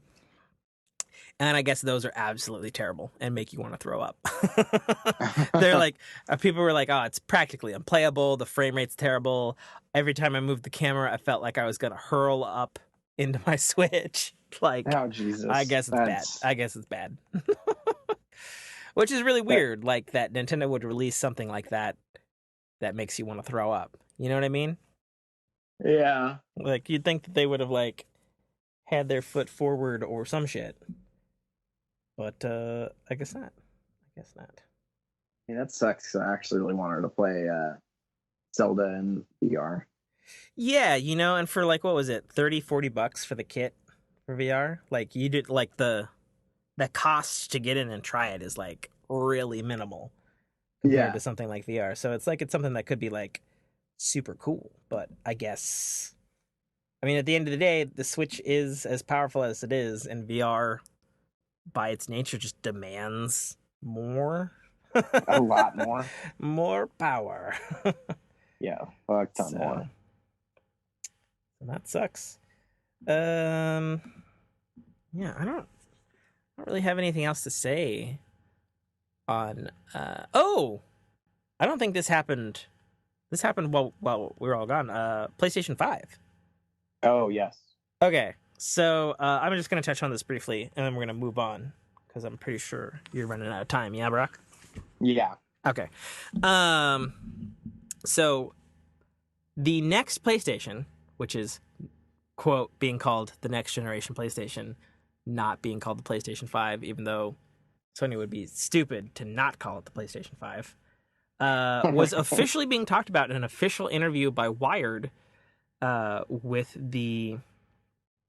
he's basically the Sony guy who is the person who physically designs the actual hardware and interfaces and stuff of the PlayStation 4. Like he designed the PlayStation 4 and the PS4 Pro and stuff like that.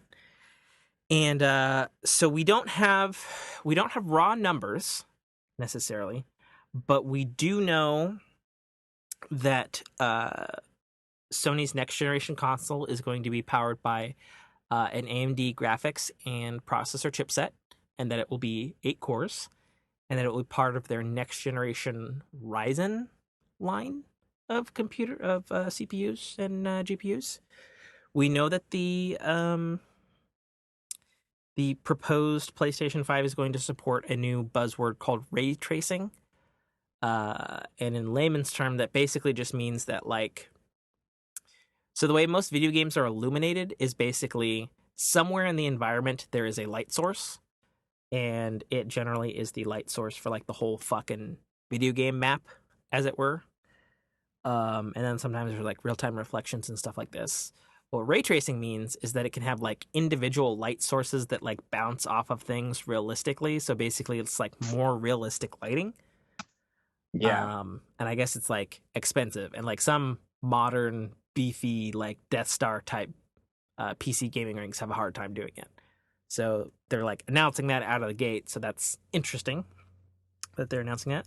They also announced that it's going to be 8K ready, which isn't even a thing consumer wise. So, I mean, that could just be them, you know, laying their claim and quote future proofing. Flexing and future proofing their shit. And they said that the biggest advancement is not, they said that, first of all, it's going to have a disk drive. But their biggest thing that they said was that it's going to have a brand new custom solid state hard drive that is faster than anything previously built before or available today, which is an interesting thing to state because solid state drives are great. I have one in my old ass 2011 laptop, and it makes that fucker purr. But I also paid $500 fucking dollars for that fucking SSD drive. Like, it is expensive, you know? And so them saying that they are, you know, essentially on the inside of their PlayStation, it is going to have an SSD drive. But not just any SSD drive, an SSD drive that is going to fucking like Hulk smash the competition at that. Is interesting because it makes me a little worried about the price. And they, I guess, showed a live example of... Oh, and then this is the other big thing that'll make everybody on the planet happy. PlayStation 5 is 100% backwards compatible with PlayStation 4 games. Like, 100%. Put in your thing, transfer your data, whatever. It just works. Which is amazing, finally. Which is about fucking time. Yes. Thanks for finally getting on board the backwards compatibility train there, PlayStation. Good job. Proud of you growing up after being a little fucking bitch during the PS3 era. Oh, yeah, totally. But they showed an example of Marvel's Spider-Man running on PS4 Pro, and then they did a fast travel, and it took like 30 seconds to do the load, right? And he said the biggest advantage that this thing's going to do is it's going to cut down on loading times on everything. And you did the fast travel, and it took like a second and a half on this new demo PlayStation 5 hardware.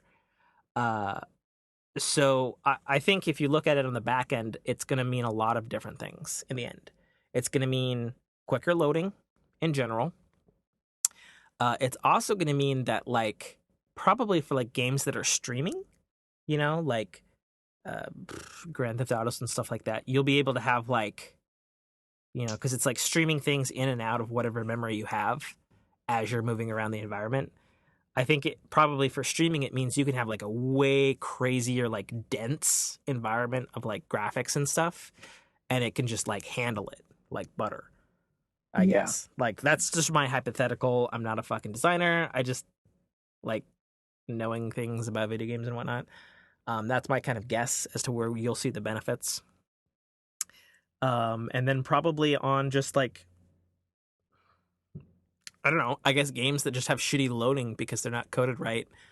Like it'll just be better at it than the competition because they've gone out of their way to develop like this own speed thing, I guess.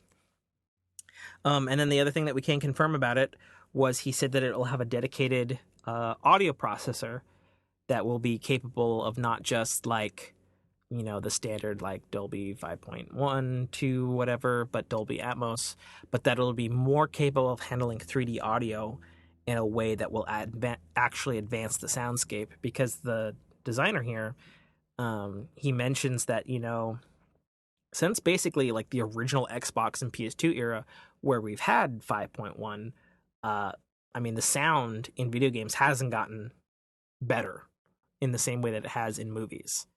Like, it's just been like 5.1 and 7.2, and that's kind of what it is.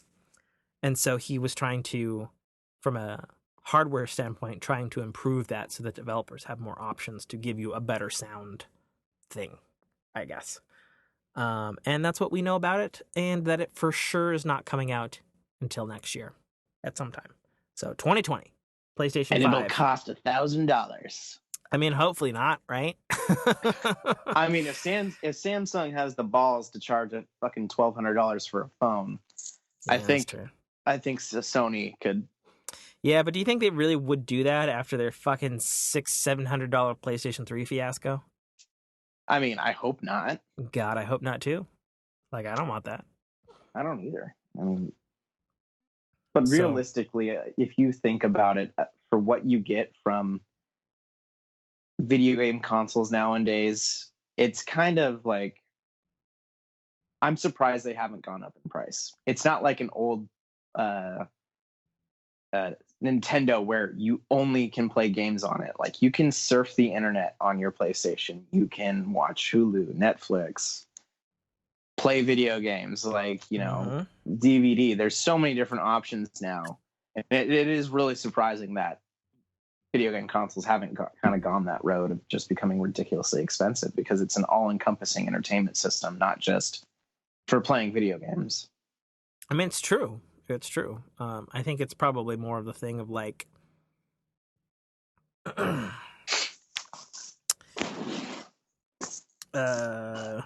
don't know. I mean, like, if you look at it this way, like, Microsoft introduced that program last year where with your Xbox Live subscription, you could subsidize a console for like $20 a month.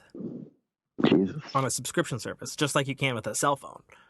You know, it could potentially be something like that, I suppose. And then probably one of the big reasons why backwards compatibility would be a big thing then is if it is like fucking $1,000, but it is a beast, but it's subsidized at $20 a month. So like, okay, you're getting your PlayStation Plus, and then it does cost $1 bazillion, but you're paying for PS4 or PS Plus per month, right? So why not? Yeah. You know, because fucking everything's subsidized these days. My phone's subsidized, the internet's subsidized, fucking, you know, it's the way everything's moving, you know?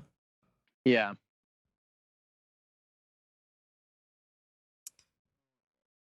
And then what are we on next? We're technically on life, but we don't have to do that. I figured we'd just do some spoilers and then cap it off. Okay, sounds good. Okay, sweet. So, full fucking spoiler alert. This is the end of the show for you. We are going to spoil the fuck out of Avengers Endgame. We're going to spoil the fuck out of the 3rd episode of Game of Thrones in its final season. This is your last warning. This is the end of the episode. Get the fuck out. You don't want these spoilers. Spoilers are going to be hitting your fucking face in... I'll be generous. You know, if you're at work, you know, you're struggling to get your headphones. Maybe you're painting. I know what it's like. I know what it's like when some asshole on a podcast is like, spoilers in 3 seconds. And you're like, fuck, I'm holding a drill. I'm on a ladder. I can't fucking pause my thing. I'll give you a 10-second countdown. How about that, kids? All right, here we go. In 10, 9, 8, 7, 6, 5, 4, 3, 2, and 1. Spoilers enabled. All that right. was super creepy. Thanks. Just terrible. What do you want to hit first? I mean, which is more shocking? Arya killing the Night King or Iron Man's fucking Infinity Gauntlet snap?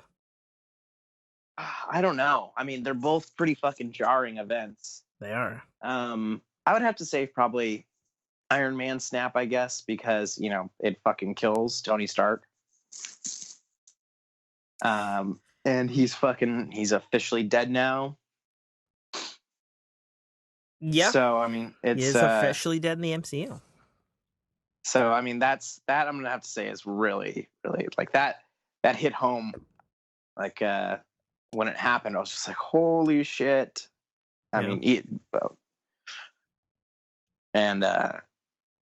you know, all the subsequent events after it, like, you know, like Steve Rogers going back in time and, you know, living his life out, you know,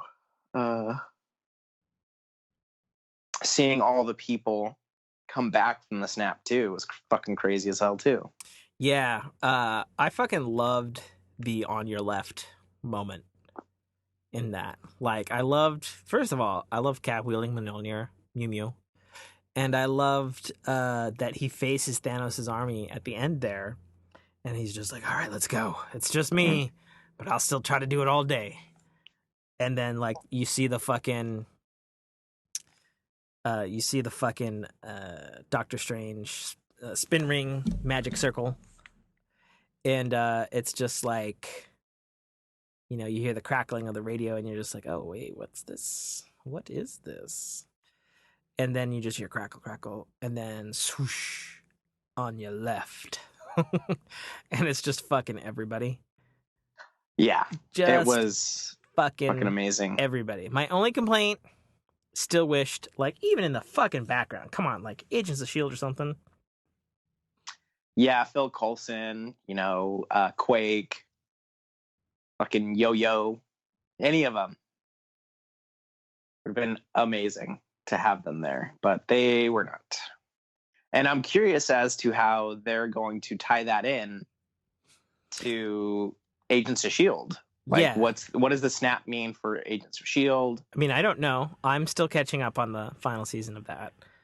Well, because, I mean, Agents of S.H.I.E.L.D. is running concurrently. Like, they're not going to, like, what are they going to do? Like, the snap's going to happen, they're going to jump 5 years into the future again, like, with the MCU? Probably. I mean, it'd be pretty interesting to, like, have a season of them, like, everybody's gone, what do we do? That would be fucking cool, actually. If in Agents of S.H.I.E.L.D. we get to live with that pain for, like, a whole fucking season. It would be really, or even a half season. Mm-hmm. Like, you know, it would be real. I think it would be a really smart move to do it that way instead of just, like, jumping forward. Well, I think they are doing a half season, though. Like, they've got a 13-episode order, I think. Oh, okay. So, I mean, I don't know. I don't know what they have planned, and I'm behind on the last season. I watched, like, 4 episodes last weekend, so I'm getting there. Yeah. I got to the point where they got the gravitonium from the fucking ship that's just floating in the fucking atmosphere. Yeah. So I was like, okay, sure. That's a thing. It is with gravitonium. I totally fucking forgot that fucking Speedy Gonzalez had her fucking arms ripped off. It's like, Jesus, that's fucking brutal. Well, she got them cut off, but yeah. Yeah, I know, still. But all the same. Brutal. Brutalis. Super. But yeah, there was a ton of awesome little nods and moments in all throughout Endgame. Like Cap saying Hell Hydra was amazing. That was one of my favorite. Where he gets in the elevator, it's like, oh god, they're doing the fucking elevator scene. They're doing the fucking elevator scene. Oh my god, they're gonna do it again, and he's gonna fucking wreck their faces again. But instead, he's just like, I got this. He said, well, Hell Hydra. And he's like, oh shit, Cap is Hydra? Yeah, I'm just gonna hand over this fucking precious thing because that just blew my fucking mind. Like, and he's like, I got this. But then he fights himself and he's like, oh god damn it. Yeah, that was actually a really funny fight scene. Yeah, that's America's ass right there. That was a pretty good line. I'm not gonna lie. I also and then was, the beginning of the movie was fucking soul crushing though. Watching brutal. Like Tony Stark just fucking break down, and he's just like, I give up. Here you go. He straight up takes off his fucking nano suit and shoves it in Steve Rogers' hands. I was like, damn, dude, the dude's lost his shit, which he had every right to. Nice. I think, I don't know, like, man, I have I have such really good feelings, but I also have kind of mixed feelings about Endgame. Having sat with it now for a week or so, I haven't seen it again. I'm gonna see it again. I'm gonna take my mom for Mother's Day. I'm gonna go Wednesday, I think. Okay. And take her to that. I think for one, I'm not a fan of the pacing of Endgame, and I could be wrong on a second viewing. It could be because of how fucking just balls to the wall Infinity War was. Like, I wanted that same momentum going into Endgame, and I absolutely did not get that. I got a fucking full 3-act, like, first act, hella slow, everything's fucking gay. Oh, let's kill Thanos in the first fucking 10 minutes of the film. Now what? Like, I remember you leaning over because you were like, I'd honestly be happy if they just fucking they killed Thanos in the first 10 minutes of the film. They cut to black, and they fucking do. They kill him in the first 10 minutes. You're like, oh my god, they did it. And you're like, now roll credits. 3 hours of credit rolling. Like, that's what I was like, oh man, that'd be the greatest like troll of all time. Oh, it'd be just the most brutal. But it was like a full minute black screen. Oh yeah, like, it was really. I was like, oh man, that's awesome. Yeah, it's pretty brutal. And then they cut to 5 years later, and I was like, oh damn. You know, like, fuck. I also loved that in the trailer they didn't really give away that Downey was like CGI'd to be like fucking malnourished and shit. Oh yeah. Like, he looked fucking sick in a literal, like, he was sick. Yeah, way. He looks terrible. Like, which is pretty good. But I also like, so, you know, the pace was one thing. Fine. I get it. They had a lot to wrap up.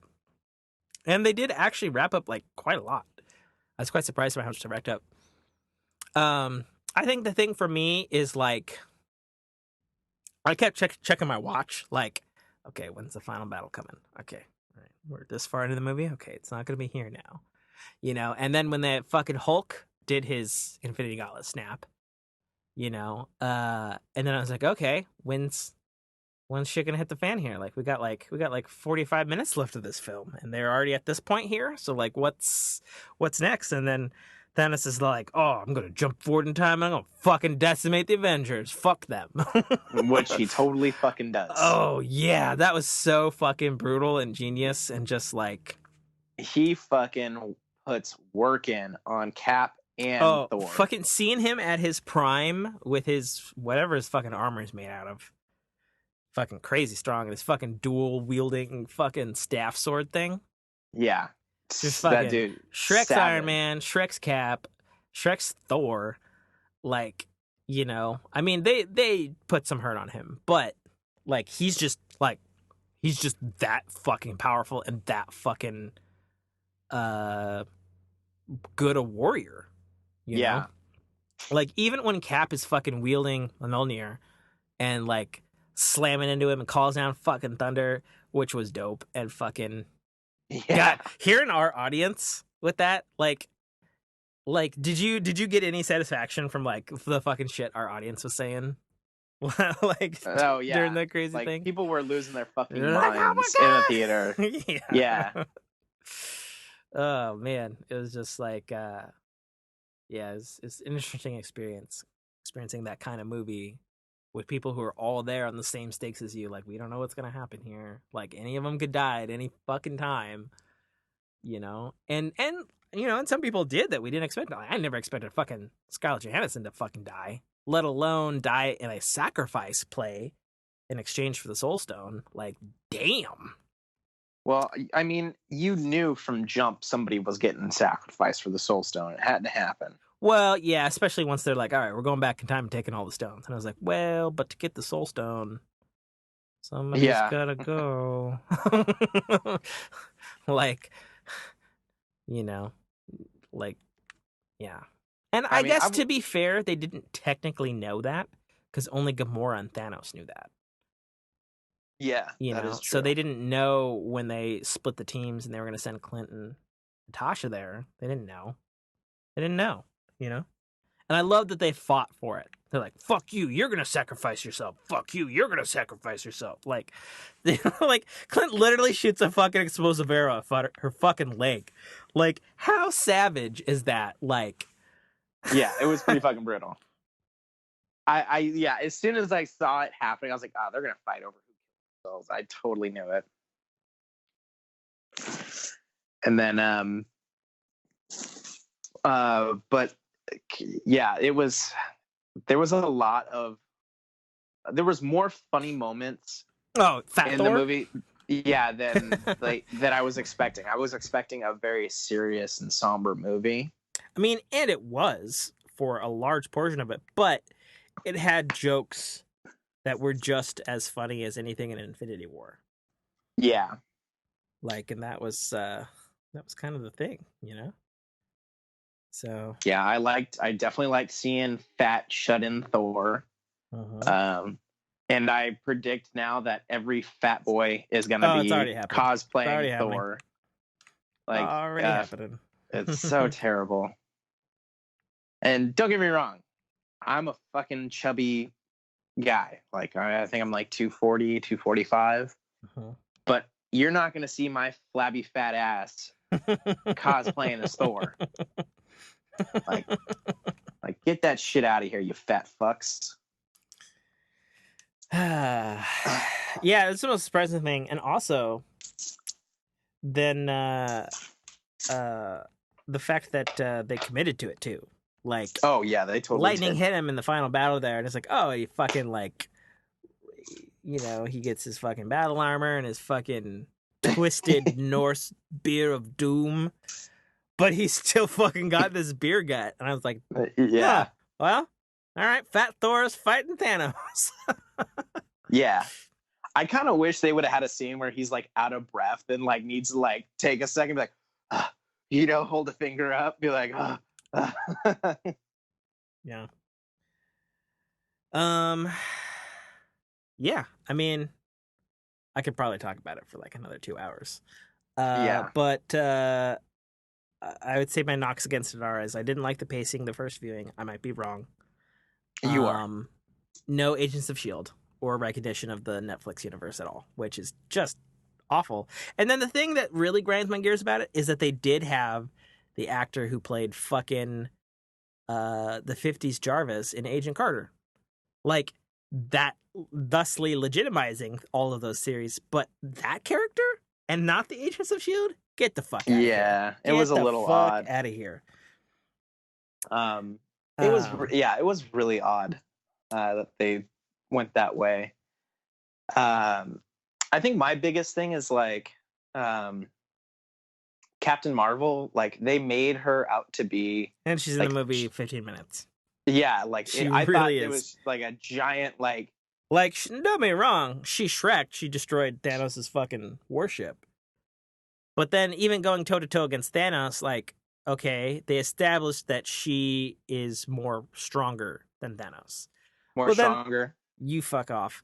But then he fucking slammed the Power Stone into his fucking fist and fucking decked her out. Yeah. And was like, die! You know? Yeah, I mean, that was, like, with as much hype as Captain Marvel had been getting about, like, oh, she's going to be a huge pivotal role, and I'm like, I mean, kinda, like, I don't, I really didn't see it personally. Like, there would have been more casualties if she hadn't been there to destroy the ship. Yeah, and that's really about what I got out of her role in that fight, and I was really disappointed that we didn't get to see like a full-on like battle like we did with Thor and Captain America versus Thanos. Yeah. I mean, is what it is, you know, especially now. Moving over briefly to Game of Thrones. A, that episode was dope. B, amazing. I wish that had been the first episode. C, super fucking happy Arya fucking just destroys the Night King. Because Arya is the greatest. Hashtag Arya, ruler of the world.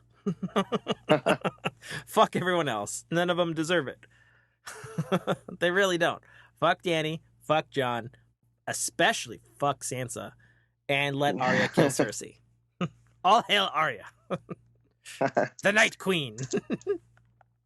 I like the episode. I'm glad that it was placed where it was.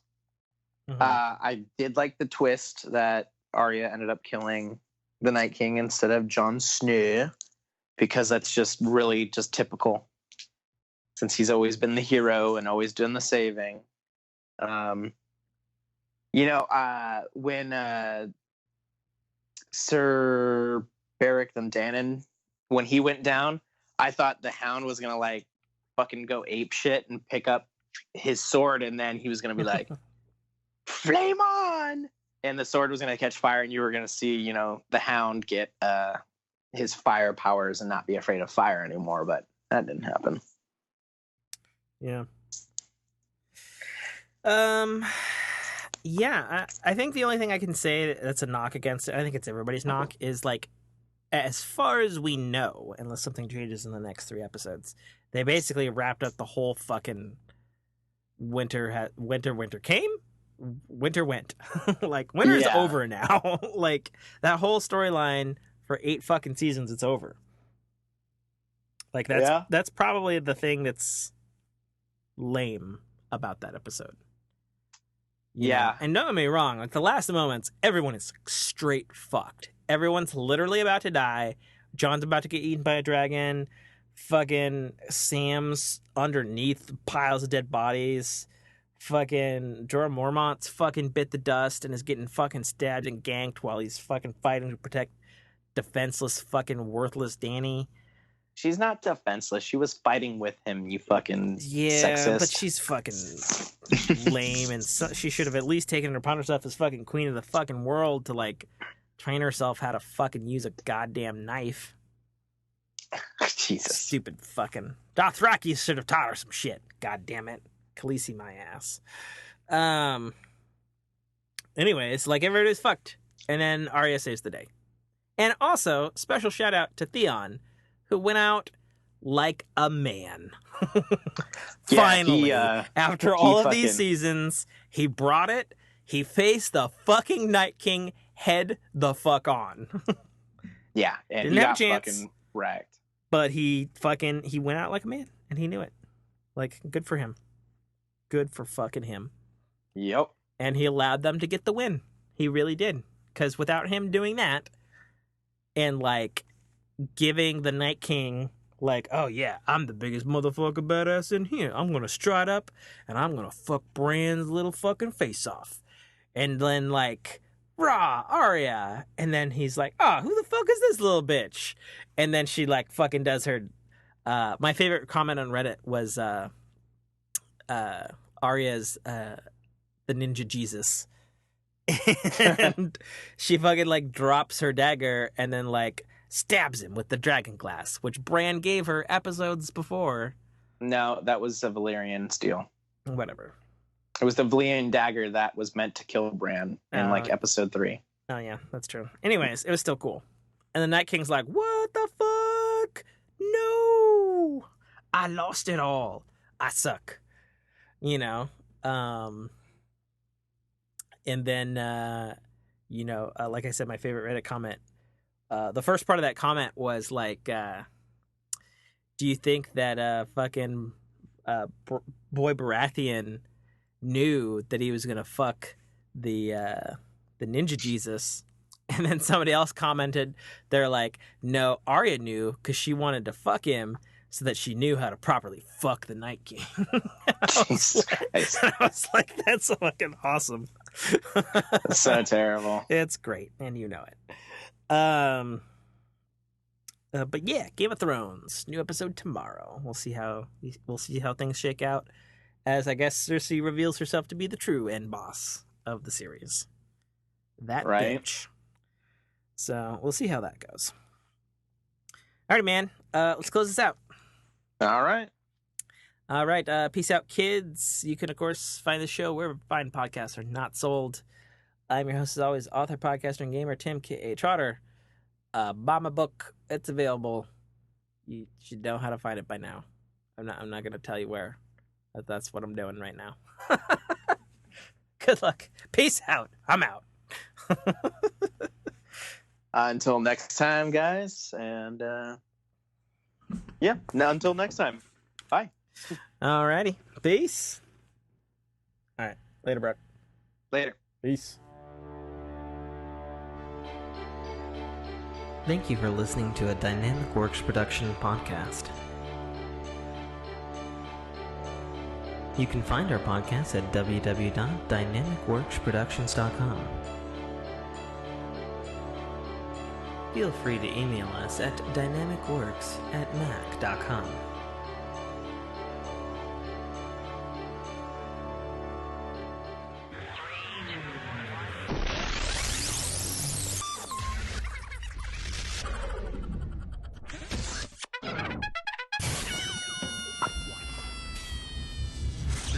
Armada, the voice of Guybrush Threepwood, and you're listening to a Dynamic Works production podcast.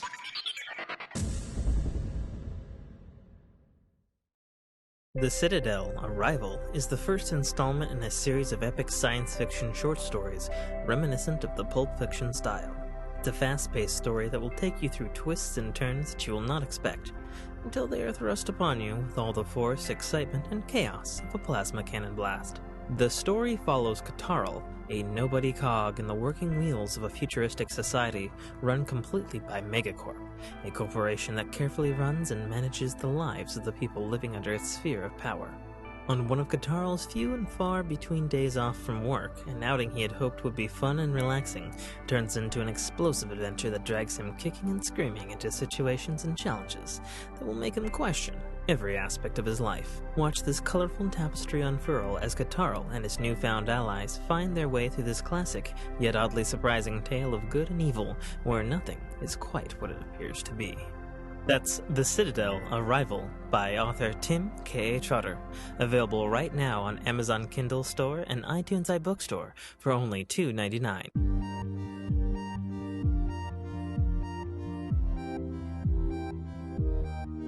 Hey, what's up, man? Sorry, it wasn't, I defaulted all my shit back to not my microphone. Oh, I gotcha. That's like, what is that image on your Skype circle? Oh, it was from Reddit on Anthem. It was like how I imagined, it was like a guy's like, he was like how I imagined flying into a cataclysm, and then it was like how I actually flew into the cataclysm, and it was fucking like some goofy shit. Oh, I gotcha. So I just snagged the image. Okay, fair enough.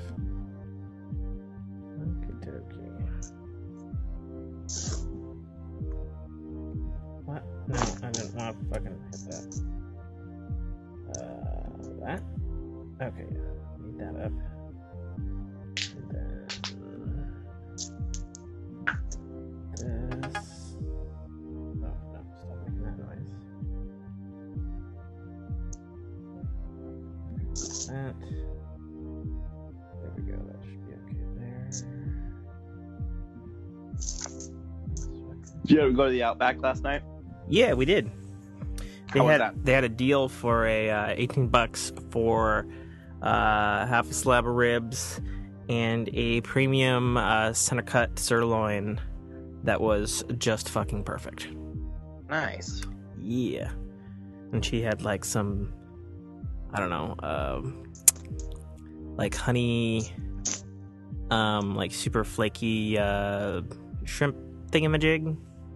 And she had a little steak too. Nice. It's good. Sounds good. Yeah, we went there like 8:30, so we had service pretty fast. Nice. So it was a good call going later.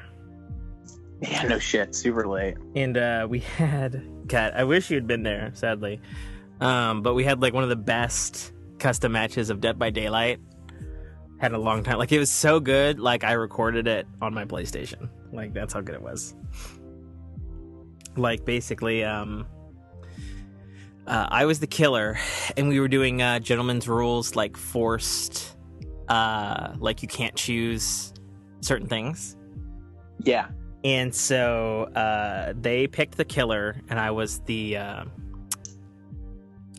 Texas Chainsaw Massacre guy. Mm-hmm. And they were like, picked a bunch of things, but then I could also nix items like self-heal and stuff like that. Oh, shit. And I knew, like, I was shitty with this killer, but, like, it came down to, like, the last minute, and it had all the generators, and they were, like, all taunting me. But little did they know that I was really crafty, and I selected perks that was, like, so if I pick them up, it's negative 75% struggle strength. And then one was, if I have an obsession, and if I hook my obsession, after they've popped the door open, like the exits, like the mysterious, like, evil entity, like, blocks the actual exit, so nobody can escape for 120 seconds. Oh, fuck. And it was like, and I had a perk on so that if I hit them with my chainsaw, they get mangled. So not only do they run and bleed out and cry and stuff, but they can't, like, they move really slow. And so, like, because, like, we played a bunch of matches, and they had, like, taunted me a bunch of times and, like, escaped and whatnot. And, so, like, I also had this perk so that when all the generators pop, like, I can see their location. Oh, shit. And so I could see that they were all in the, like, entrance, like, waiting to, like, taunt me and whatnot, and be like, ho, you can't get me, and even if you can get me, I'll just crawl out to safety. And so it just so happened that they were by, like, an exit that was right next to a hook. And so Kono was running out, and I, like, hit Kono, and I grab him, and then he's like, go, guys, go. And then I can see them all the entrance, and they're like, oh. And I hook Kono right in front of him, which triggers the thing that it blocks off the exit. And then they're like, oh, what are you going to do? What are you going to do? And I, like, rev up my chainsaw, and, like, I start coming towards them, and they're like, we're going to escape. And, like, I rev up my chainsaw, and on the Texas Chainsaw dude, his chainsaw, there's two different chainsaw guys. Like, one is, like, he runs, like, straight in a beeline. And the Chainsaw Massacre dude, like, he just goes, like, fucking haywire, like, AoE. Yeah. And, like, I rev it up, and then they run, and, like, Jessica's the first around. She goes, fuck, it's blocked. What's happening? And I was like, and I, like, fucking mowed them all down. And I was like, oh, what's that? You are trying to escape? And then, like, what the fuck is happening? That's awesome. It was fucking glorious, dude. That's hilarious. They were just like, and then, like, one of them got away, and they're like, oh, fuck, I'm getting away. I was like, oh, God, well, why am I going so slow? And I was like, I don't know. Why is your leg so mangled? It was fucking delicious, dude. Oh, such a good game. Sweet. Let us do a show. Alrighty. I guess we'll just roll on the topics and go from there, I guess. Yeah. Sweet. Did we want to do any kind of, like, spoiler talk for, like, Game of Thrones or Endgame or stuff? Because it's been a while since we've recorded. Yeah. Like, kind of push it towards the back end in the episode. Yeah, let's make it like a little special section, like the last 10-15 minutes of the show. Okay, cool. All right, you ready, homie? Yeah. Okay, here we go. Cut in! Oh, no. Hello?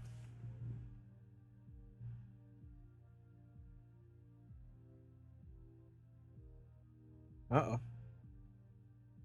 We apparently lost him. I don't know. I didn't hear anything until it finally just ended the call. Oh, you said uh-oh, and then suddenly the fucking... I just heard nothing from you. I didn't hear uh-oh. Oh, really? Yeah. Yeah. I guess it just shit out then. Yeah, hold on a sec. Jay, bring me your phone, dude. Is your phone dying? No, I'm just curious if he's playing with it. Well, he's supposed to be napping. And if maybe he hit the Skype button or something. Bring me your phone.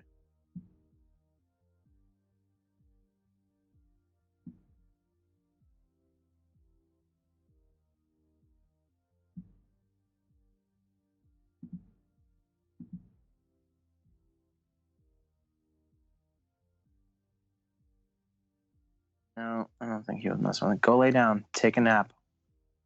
Quit messing around. Is he not sleeping? No. I mean, he's laying in bed, but he's not actually sleeping like he should be. Oh. All right.